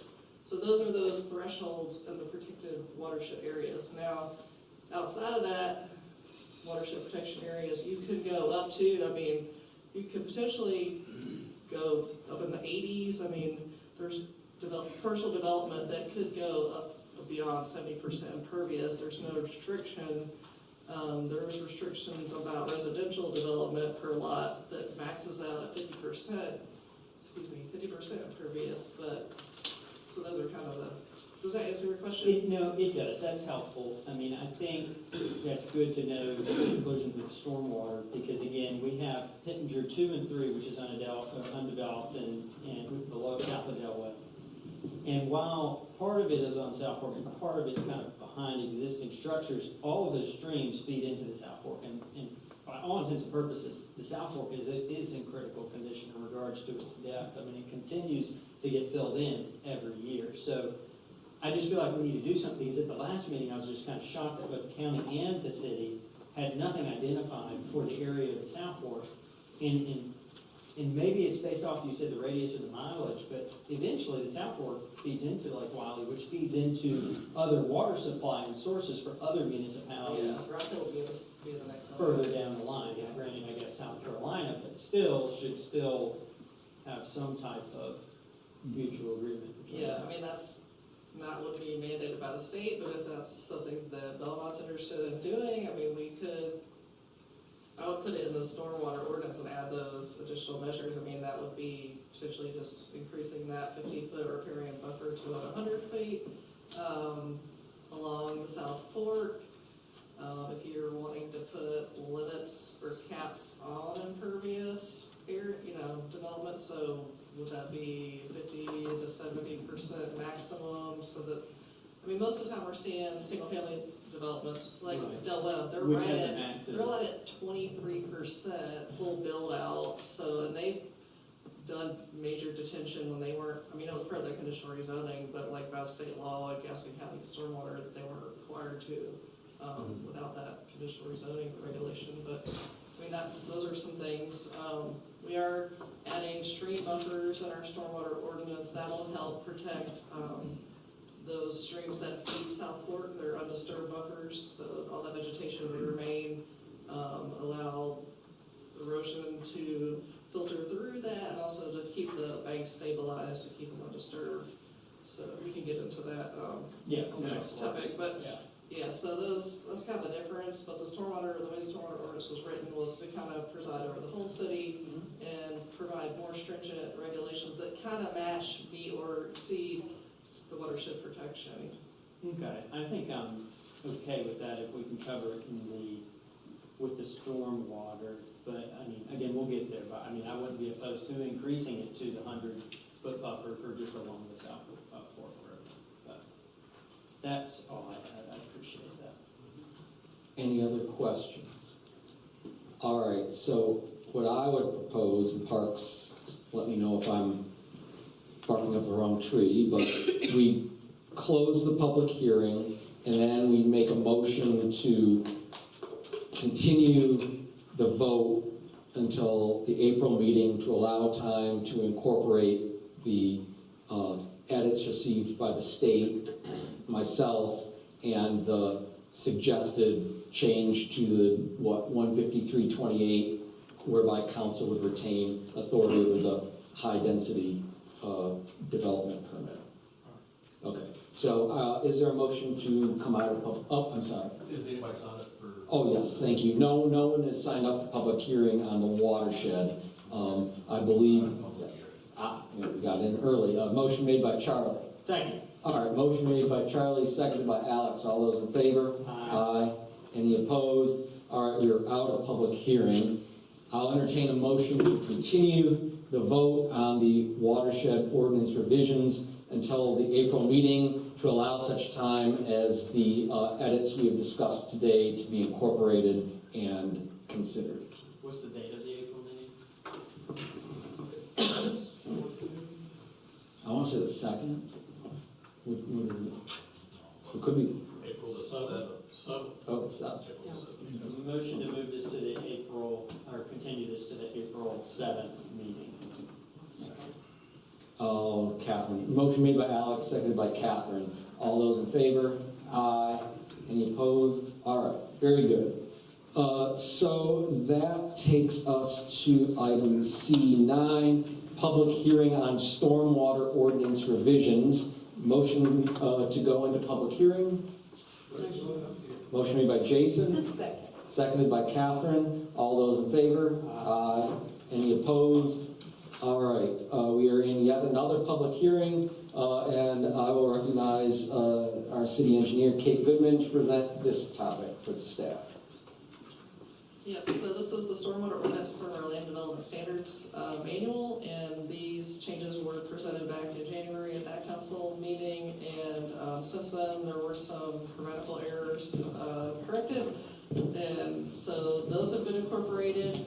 Other than that, we have added a new section that's now called 6.04, additional erosion and sediment control measures. So we've added a few items that would be required in addition to the Gaston County Erosion and Sediment Control Ordinance, and they issue the permit for us. These are some items that we are proposing to add to help the erosion issues along both the South Fork and the Catawba by increased development. So there's also a section in 6.01 that talks about the additional stream buffers that we've added. The 30-foot buffer was already part of this original ordinance, but we've added some additional, as well as the riparian buffers that already existed in the ordinance and are state required. But though, if your site contains a jurisdictional waterway such as intermittent, perennial, or waters of the state such as the Catawba or South Fork, and you are required to have a stream buffer, an undisturbed buffer, you are also required to install double row, high hazard, or super silt fence along the top of that undisturbed buffer. Additionally, if you disturb more than 20 acres and have these stream buffers in place on your site that you're going to develop, you will have to design your temporary sediment basin. That's like the pond that collects all the stormwater runoff during construction and then filters it through a skimmer device, and then outlets potentially, supposedly clean water for the most part. But that is going to be required to be designed to a 25-year storm event as opposed to a 10-year. The emergency spillway should be able to pass the 100-year storm event with 6 inches of freeboard to avoid having large storm events come through and overtop the dam and then flooding downstream properties with sediment or the lake and rivers. So those were the additions since last time that were suggested by our community members that I'd like to add. And those are some items that I can review on the plans and calculations, and we can inspect to make sure they're in place. Anything further? That's it. Okay, thank you. Any questions for Kate? Thanks for your work. Yes. Yeah, thank you, Jason. I know this is probably a lot of hard work, pretty much overhauling these programs, so I appreciate it. Yeah, no problem. I enjoyed it. All right, well, we do have public comment on this item. And so first we have Neil Brennan. And the rule, are we, yes.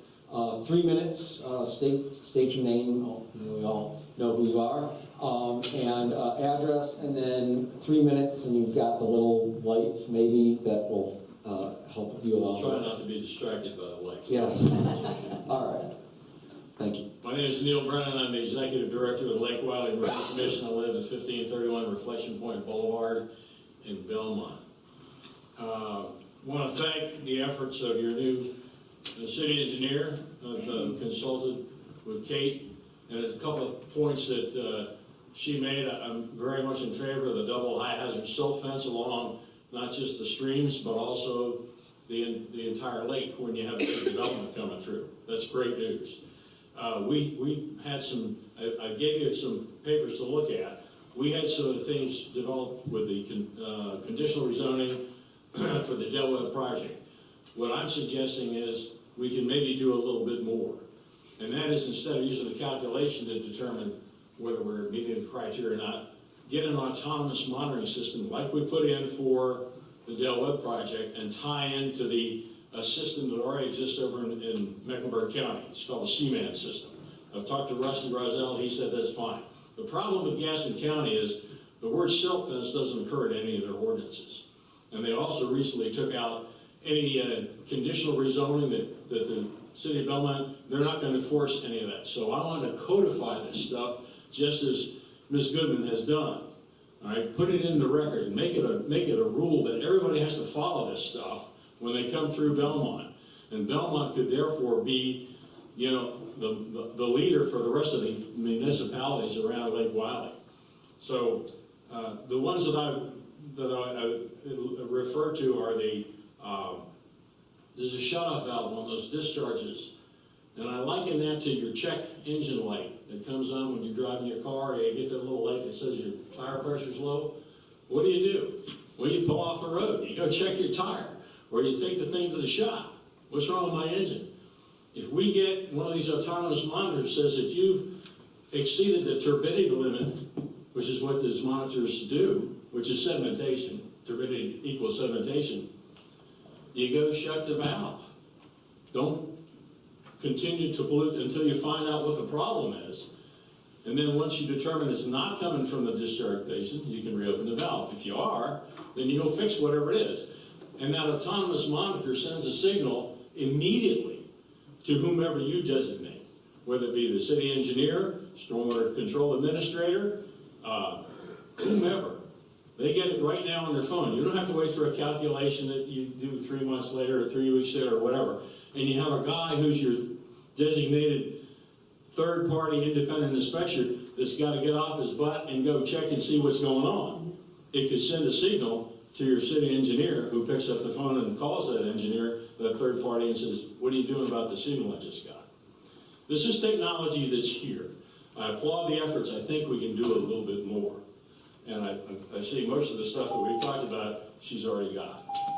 So my cohort in crime here is going to give you 3 examples. Okay, thank you. Thanks, Neil. And that it would be Jerry Smith, who is our last public comment of this hearing. Good evening, my name is Jerry Smith. My wife and I live at 3145 Lakeside Circle in Belmont. We moved here about 7 years ago and just love Belmont, love living on the South Fork River. Thank you for your comments about recognizing the depth is in jeopardy in the South Fork. We've seen the South Fork go from, when we first moved in, there's a lot of debris going by. Catawba River Keepers has done a great job in holding their river sweeps, and we volunteered for that all 7 years, and we've kind of got a hold. It's a lot better. I think they've taken out 140,000 pounds of trash the last several years, each year. That's significant. John Searby and his group have done a great job. On the other hand, we've seen a growing concern about this sediment. And we've got neighbors there. I get calls all the time from neighbors that say, hey, what are we doing about our depth? We don't have enough depth to get our boat out right now. They moved to the lake, they moved to Belmont, or, to Gaston County to be on the lake and to have fun on the lake. Well, that's in jeopardy now. So we appreciate any and all efforts we can do, and any ordinances that Executive Director Brendan talked about, that we can codify these things to get double silt fences in. We're in a critical state right now with the South Fork. So people love it here. We moved here from Charlotte 7 years ago, and a lot of our friends have moved to Belmont. Probably 6 families moved to Belmont. So we kind of have a promise to them to keep the South Fork and the Catawba healthy, with enough depth to enjoy the water. Whether it's boating, whether it's kayaking, whether it's bird watching or whatever. So we appreciate your efforts to help that, and we can all enjoy the water a little bit better. Thank you for your time. Thank you. Thank you. All right, that concludes public comment. If I might call Ms. Goodman back up for just a minute. Have you seen, Mr. Brennan gave us a handout. Have you seen this handout? Yeah, okay. Did you have me a copy? Yeah, it's basically some of the things that we did with the,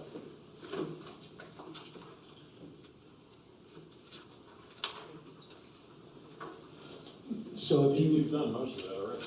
Okay, my question would just be, from your standpoint, whether you thought any of these that are not already incorporated could be incorporated, and if so, whether we wanted to delay this vote until next month to allow for such incorporation, but that was just sort of my thoughts. But I agree with Jim. You know, council in the past has kicked around, even before me, this autonomous monitoring system. I remember one of the big pushbacks was it's hard to determine the baseline in regard to the sediment fill on the South Fork. I think that was what Del Webb pushed back. No, that was the bathymetric surveys.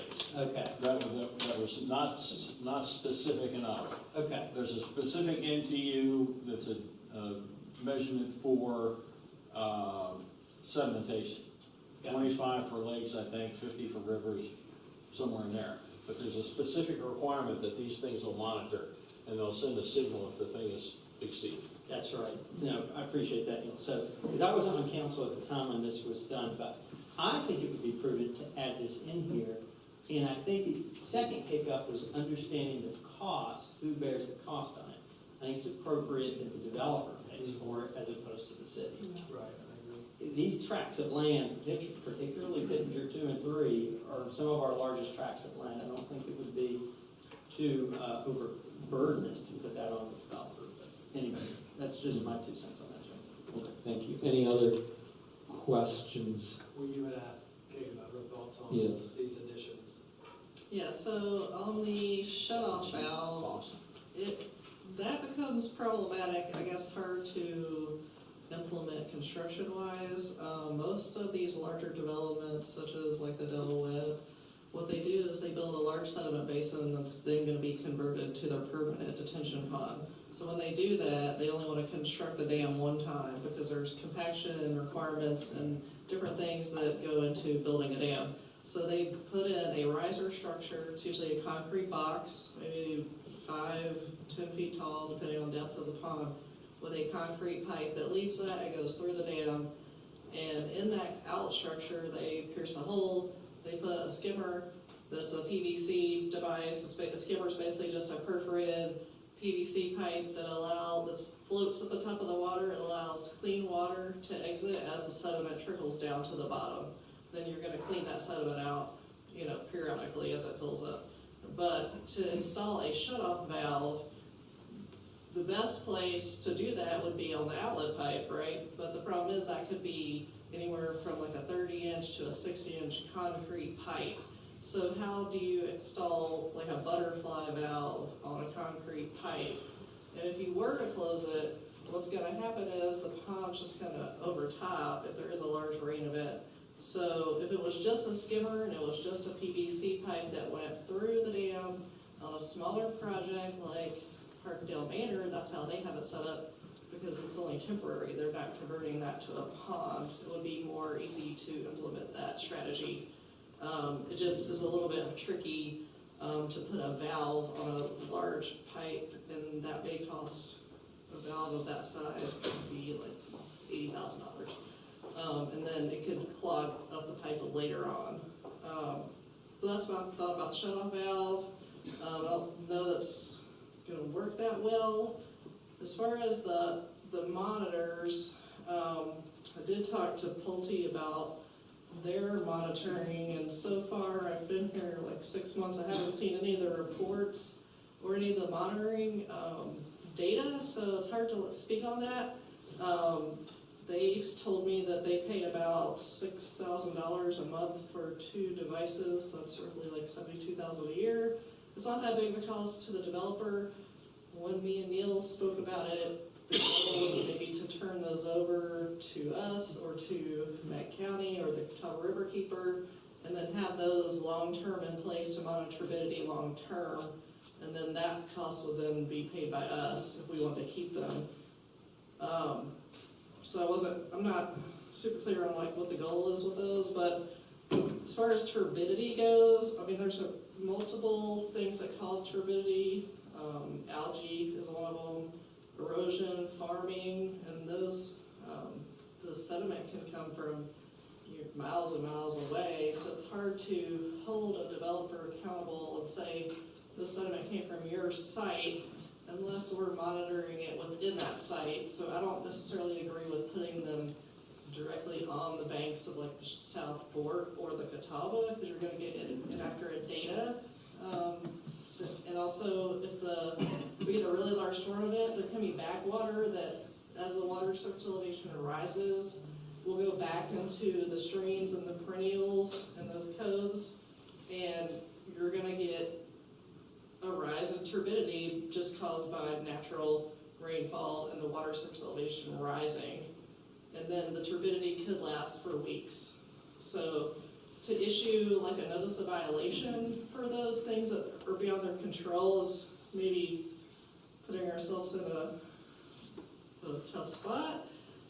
We don't issue erosion control permits, Gaston County does, so if I were to be alerted of high turbidity and try to shut down like a construction activity or, issue notice of violation, it wouldn't be really my authority to do that. I'd have to call Gaston County and ask them to do that. So then they might just say, well, we, like in our interlocal agreement, we stated that we will not be enforcing anything in your conditional rezoning, so we cannot issue a notice of violation. So there's just like a lot of gray area. Again, there's like no baseline data.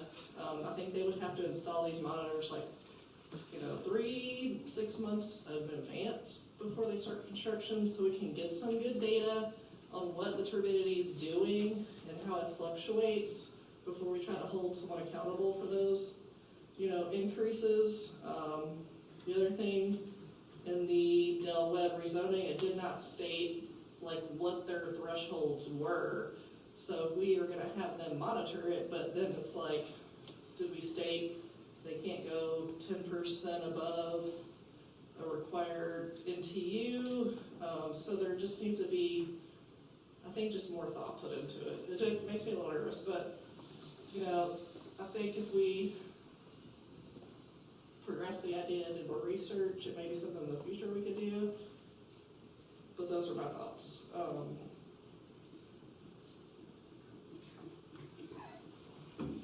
Okay. So maybe just a generic question, because for me, the answer is yes. But I mean, to the rest of council, is this something y'all would be interested in further exploring? Yes, it was.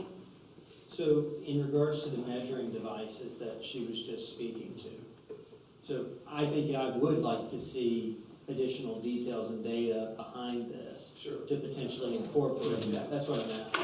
Yeah, for sure.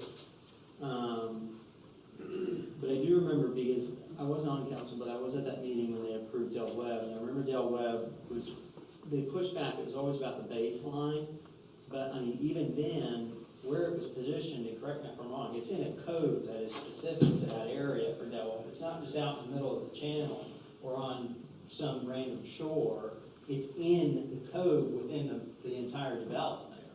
So if that code, in theory, I think the conversation was at the time, is filling in, I think it's pretty, we could argue that is the responsibility because of Del Webb in that instance, right? So, yeah. Okay, so where should that leave us? I sense the consensus is we'd like some more information about this. I'm not sure what a realistic time frame is, so the question would be, should we go ahead and approve what we have here now with the further direction that we continue those discussions for potential further revision down the road, or Parks is nodding his head. I think we should. We need to get this in writing immediately, right? Okay. Okay. Is everyone on board with that? Okay. But can we add, if there's consensus, to further investigate this and get back to us? Yes, I think we can. All right. Well, thank you, Kate. We are still in public hearing, so I guess the next step would be to move to come out of public hearing. Motion to come out of public hearing. Motion to come out of public hearing made by Charlie. Seconded by Jason. All those in favor? Aye. Any opposed? All right, we are out of public hearing, so that brings us to C10, which is consider approval of the stormwater ordinance revisions. The only add, if we move to approve, I would like to incorporate, instead of a 50-foot buffer, a 100-foot buffer just along the South Fork River. I don't know. Sorry. So sorry, I didn't even see you go back there. No, that's fine. Go back. We'll get your exercise.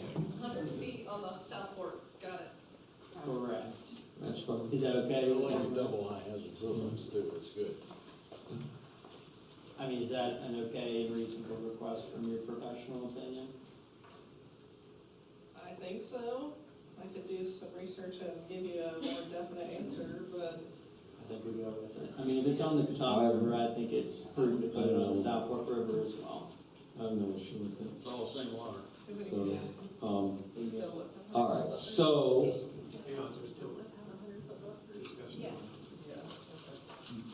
Yeah, we require that same distance on the Delta Loop, so I don't see it being a problem unless it became like development restrictive, for some reason. well, then they could move for relief from it, and we could decide whether to grant it. Exactly. They're conditional on that, those 500. So- Would you care to make a motion, Alex? Yes, I would like to make the motion to approve this as modified with the addition of, instead of a 50-foot buffer along the South Fork River, I'd like to incorporate a 100-foot buffer. And with the further instructions to Look into. look. Oh, you want me to add? Yeah, this? please, Oh, yeah, please. and with the further instructions for staff to look into the additional information that was provided to council tonight. All I'll right. second that. Okay, motion made by Alex, seconded by Catherine. Did you get all of that? Okay, very good. All those in favor? Aye. Any opposed? All right, thank you. That passes unanimously. Thank you again for all your hard work on Yes. this. Very good. So that brings us back to C3, consider approval of ordinance for TA 2024-03 solar energy system text amendment. Tiffany, have you made good use of the time that we've allotted you? I hope so. All right. Have a split council.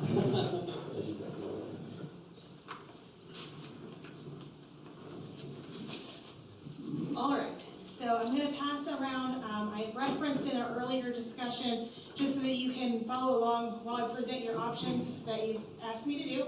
On the residential lots, when I told you they have different regulations for the limitations on how much area could be covered by solar installations on residential properties, Chester's going to pass that out now just so that you can look at it and determine whether or not you want those to come before you still as a special use permit. So I've drafted it in, I would say, option 1, A and B, and then option 2. So we're going to start with option 1, which is related to the handout that I just put before you. So option 1 is your ground-mounted, requiring a special use permit for all ground-mounted solar energy systems regardless of class. So that includes class 1, 2, and 3, anything that would be ground-mounted. So as proposed, and I have drafted these up if anybody would like some assistance or to view them, if you all agree and would like to make a motion on either one of these options. So just so you know, I'm going to read these off. Would be to amend the information in your packet so that we would be clarifying 3.10.4 E.B, and we'll fix those numbers in there as well to be a little bit more clear, but as you're following along in your packet, 3.10.4.E.B would now read, ground-mounted SES must comply with additional requirements as outlined in chapter 6.2.9, as well as review and approval of a special use permit. So again, if we put it there, that would include both the residential and commercial ground-mounted systems. If you say, well, I just really care about the commercial ground-mounted systems because I think there's enough protections on the residential ground-mounted systems based on the chart before you, then we could not have that one in there. But in both cases, whether or not you want residential included or not, the proposed amendment to chapter 6.2.9 Point H would be to add clarity, to strike where it says, on level B, where it says, principal use of a parcel as solar energy system is limited to class 3 systems only, which are limited to ICD, BCD, SR, and RR. And in that particular line item, it used to read, and require approval of a special use permit. Staff is proposing to then strike the reference to special use permit in that, and instead note that commercial installations, all classes, are subject to review and approval through the site plan review process as outlined in Chapter 15, as well as review and approval of a special use permit. So again, your residential is caught in Chapter 3, your commercial is caught in Chapter 6, but combined, if you would like to do so, would cover all classes of ground mounted with requiring a special use permit if that's what you so desire. That's option 1. Option 2 would be to encompass class 2 and 3 only, and staff is proposing in that option to amend 3.10.4 to add a new bullet point to that first paragraph, which would be then noted as C, noting that class 2 SES are subject to review and approval of a special use permit. Again, only class 2 is included in Chapter 3 because Chapter 3 is for accessory uses specifically, so that's why it's being limited in there. But then if you flip to Chapter 6, which does outline primary uses as well as accessory uses for the additional requirements, in that I am proposing to, again, strike the special use permit from the bullet point of B, and instead insert a new bullet point after point B that reads, Class 2 and Class 3 solar energy systems are subject to review and approval of a special use permit, regardless of designation as a principal or accessory use. So I hope that that's clear. Again, I have those drafted out. I did not make as many copies, but I do have one copy if you would like to personally put your eyes on what that looks like or where those are located prior to any sort of recommendation or approval.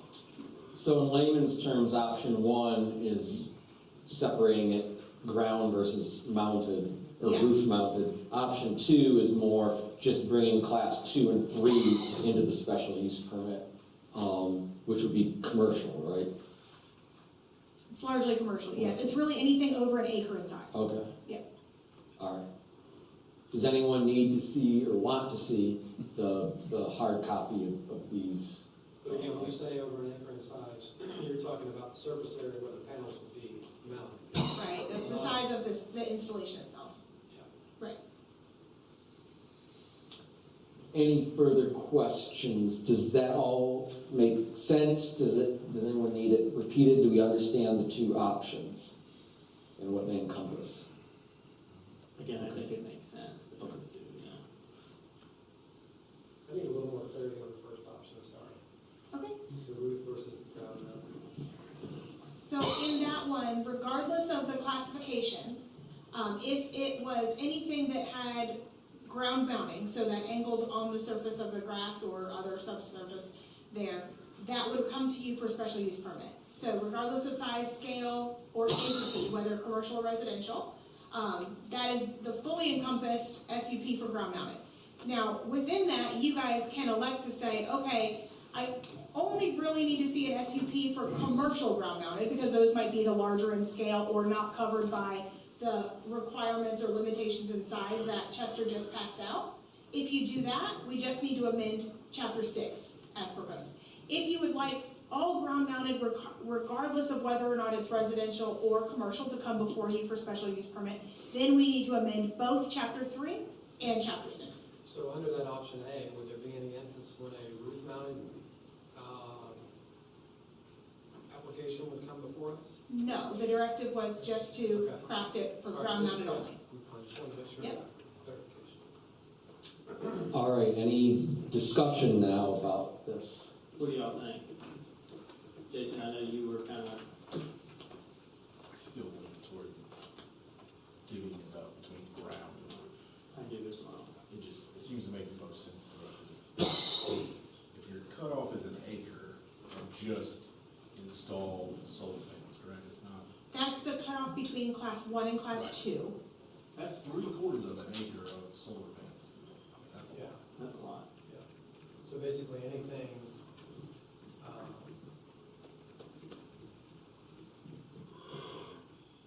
in excess, any roof mounted system in excess of 1 acre would still come before us under that option. Is that right? How, boy. No, it would not. Any roof, only ground mounted would come before you in the ground mounted option for SUV. Okay.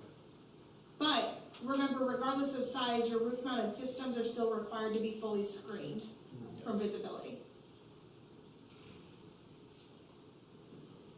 Jim? Well, in, in terms of the options, if we were to do option 1, I'd only want to amend chapter 6 and not chapter 3.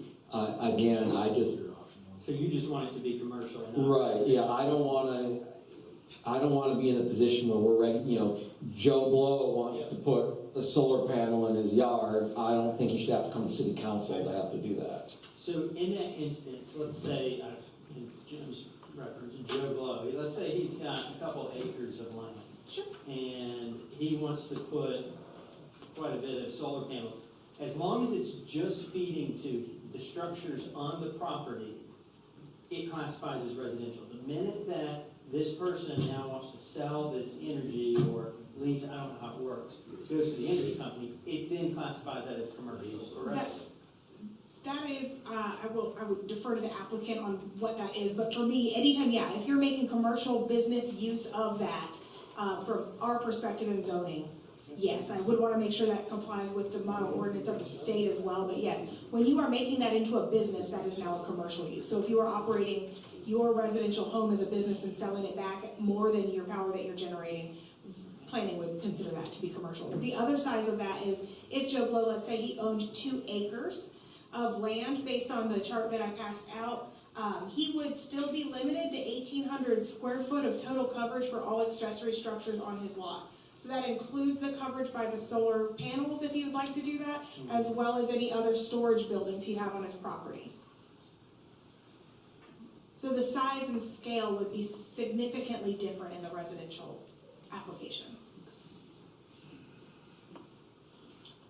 Is there any scenario where you could start as a residential type of system and then transition later without having to come before council to commercial use? Let me just look at how it's written and make Just sure kind that of it doesn't. hypothesizing, this is new territory for Yeah. all of us. My guess, again, I want to make sure how it's written, but my guess is that if you wanted to transition to a more commercial nature to sell it back, you would need significantly more panels to make that a viable option for consideration, but I don't know that for sure, so let me just check how it's written to see if commercial, it would automatically trigger it still. Give me 1 second. I would imagine so, because it's based off the use, and you're Yeah. changing the use. Yeah, and we put commercial installations, all classes would require review and approval of special use permit. So that's how it's I'm not drafted. talking about additional installation, I'm talking about just converting the panels that you have in place from residential to commercial use without triggering any sort of. It should, so that would be, it's still installed and then you're making it a commercial installation. So if the neighboring property owner said, hey, wait a minute, that's no longer residential, they've got something going on there, they're selling that back, they would be in violation. Just of the like if ordinance I we had not gotten that approval. wanted to run a home bakery from my house, it's still, but, that like now all of a sudden it's commercial, you'd have to, wouldn't there be some? There would be some additional requirements Yes. because of its commercial nature, and my understanding from the approval process of, in order to do that, they would have to provide some documentation as well to Duke in order to get that process approved for being able to sell it back. So it wouldn't just be us, they would have to provide some documentation on the other side of the entities reviewing as well.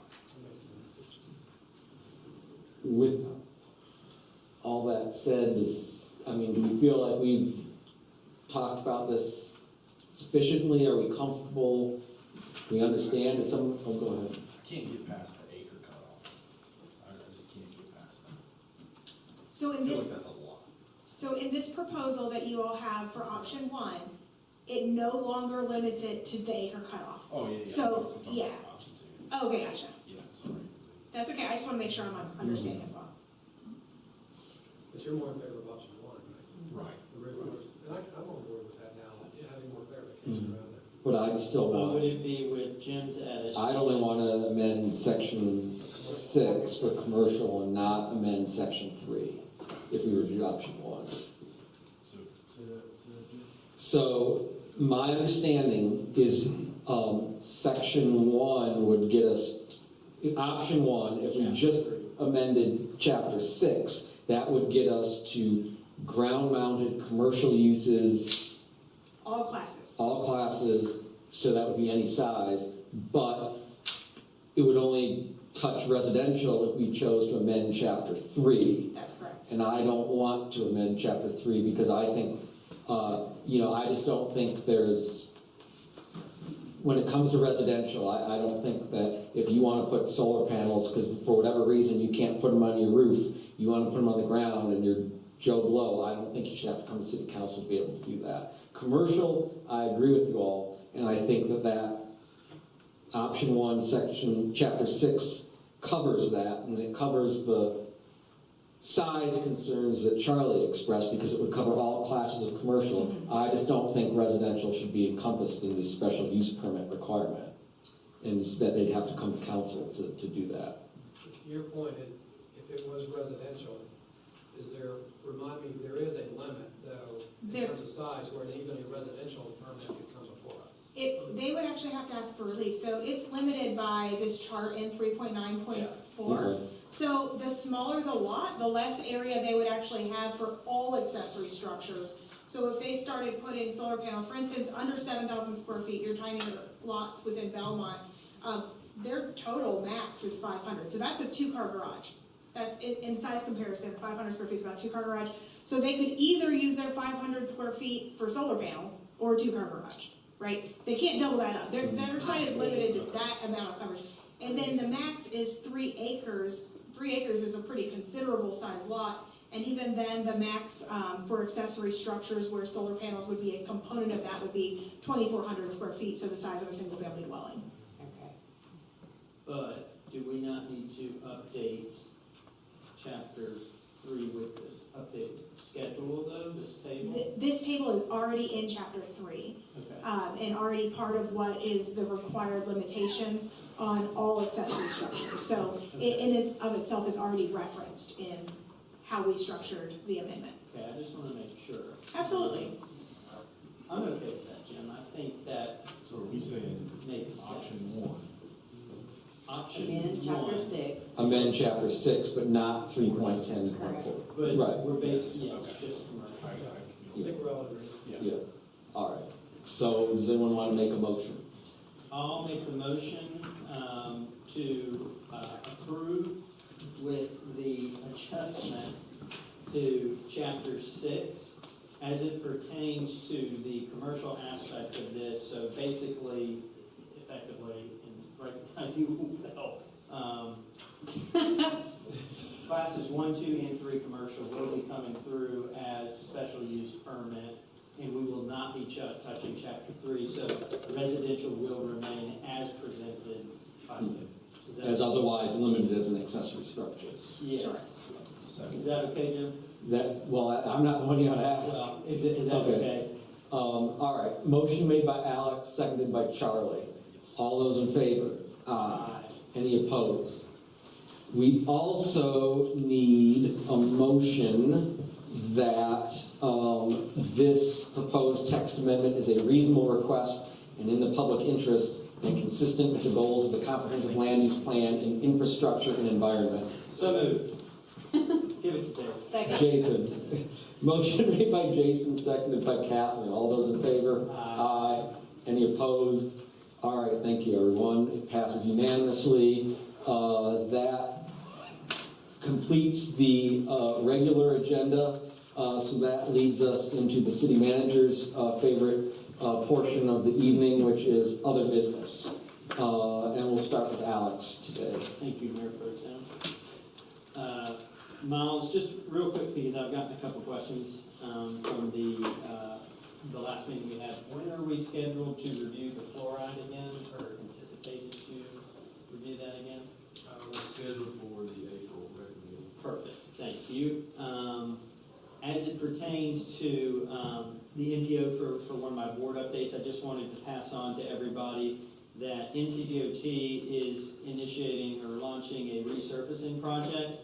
So part of the map between 2026 and 2027, Park Street, so basically from Wilkinson 74 all the way down to Keener Park, will be resurfaced in 2026 for East Catawba Street. Park Street will be resurfaced, so essentially from that same intersection all the way up to 85 will be resurfaced in 2026. Lower Armstrong Road from the roundabout all the way down to South Point Road will be resurfaced in 2026. And then South Point Road from Lower Armstrong up to Tucker will be resurfaced in 2026 . That's the resurfacing. Do what? That's the resurfacing schedule for NCDOT that was approved and funded. Miles, I did have a quick question for you. As it pertains to the signalization of the Red River Run, have we had any additional updates from NCDOT or the engineers? That's right, it got pushed back. Yeah, the TAC meeting's been rescheduled to next Friday, I believe. Yep, and so we're gonna have an update. Okay, and then as it pertains, I have a concerned citizen, as it pertains to the water fountain, I guess, what's the update in Stowe Park for the water fountain? I can think of who the concerned citizens might be. I know that we were waiting to have the interior of the pond painted. And that was all weather dependent. And given that we're just now coming out of winter, I don't really know the actual date, but maybe Jonathan, if he has an update on Stowe Park Fountain at all. Jonathan, do you have an update for Stowe Park Fountain? We'll get one and include it this week. Okay. Cool. Perfect. And then just two more things here, actually three. First of all, thanks again to staff for our council retreat and all the information that was prepared. I think that was really a great use of time and a lot of great info, so I appreciate that, Miles, and your staff. Second, Jim and Jason and I participated in the NPO's joint roundtable for Charlotte and Gaston County Lincoln. One of the interesting things that Gastonia does in Gaston County is Go Gaston. It's $2.50 for a ride. This has been brought up to me a few times by a lot of our senior citizens in our area, particularly as they try to get to and from doctor's appointments. I don't know, maybe it's a discussion at a future date if council's interested, but we could bring this up. I could bring this up to the NPO if we would like to see if we could buy into this program that they offer. Well, they seem interested in expanding it, so that would coincide. They seem interested in telling others how to put on the program. I don't know if they seem interested in expanding this existing program. But I know Cramerton is also interested in it, and we can talk to them Thursday when we meet with them. And then the only other thing that I have, just as it pertains to the budget itself, the city is going to be entering in the budget cycle coming up. There have been various, emails and people reaching out in regards to, salary studies across all of the individual departments.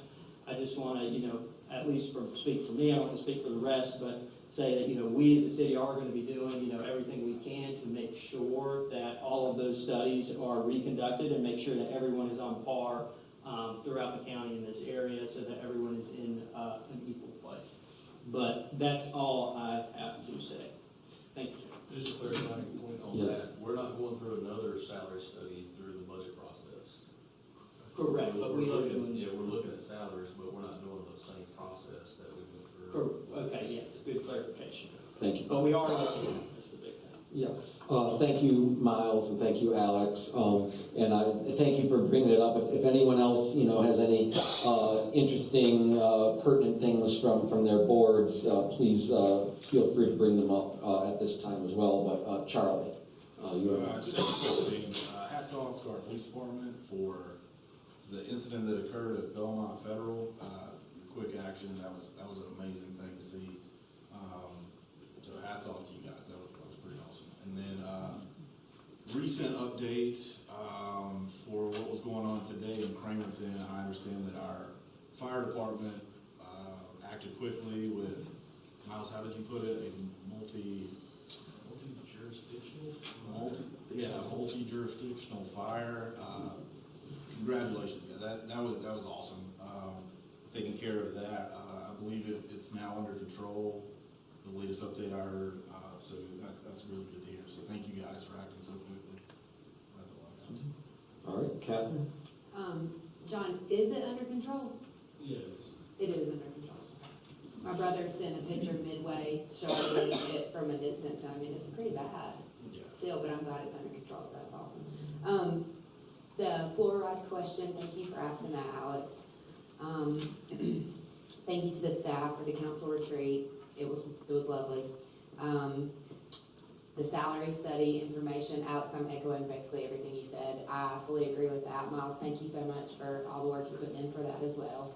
And then just thank you to all our first responders, staff, public works. I appreciate everything y'all do each and every day. So that's awesome.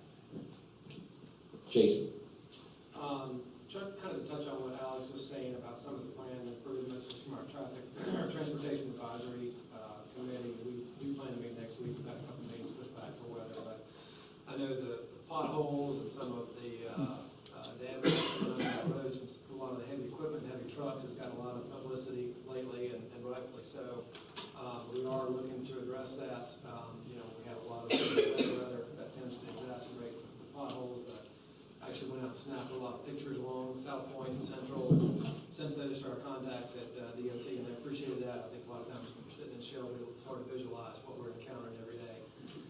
So they're promising to take action on that. They're also getting ready to start, I think Miles, they said, on the canal bridge drainage repairs this week. So that's good to see. A few dates really is all I have left that I'd like for you guys to maybe put on your calendars if you could. Keep Belmont Beautiful.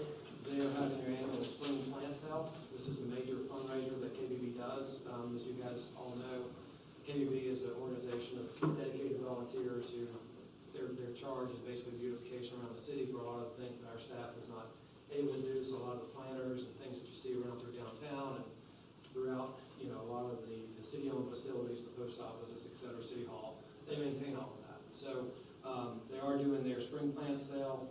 If you'd like some information on that, I can get it to you, but it's on Facebook and our other social media outlets. The deadline to order those is April 1st, and then the pickup is on April 26th. Secondly, the annual spring cleanup, which I'd encourage you guys, if you've ever been a part of that, it's a great thing for the city, it's a great thing for families, bring your kids out, get to pick up trash, around the city, but it's a great way to kind of show your kids, and your family members to take pride in your town. It's a great feeling. So that is going to be on April the 5th, Saturday, April the 5th from 9 to 11 a.m. And then the last thing is kind of something I don't know that we've done before, but I saw it, just thought it'd be a neat idea, and I'd put this out to not only city staff, but to include like our first responders. There's a lot of you guys and gals may do something like this already, but Tunnel Towers, you guys may be familiar with that organization that really benefits a lot of our veterans and first responder families. And they do these races around the country at different times throughout the year. And they're having one in Charlotte on April the 27th at Bank of America Stadium. And I thought it'd be kind of cool. I don't know if everybody might be on board with this, but like to maybe start a campaign within the city staff to kind of like send out a flyer on this. And I'll be happy to get you the information. But you basically go into the stadium, run through a route on the stadium steps, and hand out on the Panthers field. It's kind of cool, bring your kids out. But like first responders, you can bring your turnout gear and run in that if you like. But and it's obviously for a great cause. But that again is on April 27th at Bank of America Stadium at 9 a.m. So that's all I have. Thank you. Just a couple things. We didn't get a chance at the last meeting. We did at the retreat, but to congratulate and thank Zip Stowe, who recently retired as our recreation director for his many years of service to Belmont and other communities in and around Gaston County. I'd also like to compliment our code enforcement officer, Lindsay Yeager, who has gone above and beyond with some issues over at South Point High School recently and getting that cleaned up after being alerted by a citizen concern. So she really did a good job with that and is getting that handled with the schools. So we appreciate that and all of her efforts.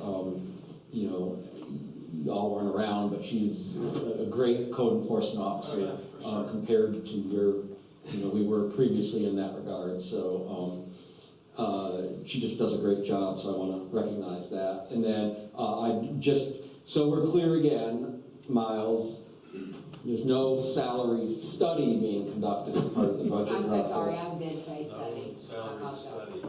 No Okay, study. but what is being done is you're looking at, Yeah, through the salary, I mean, Yes. through the budget process, we'll look to ensure that salaries are competitive.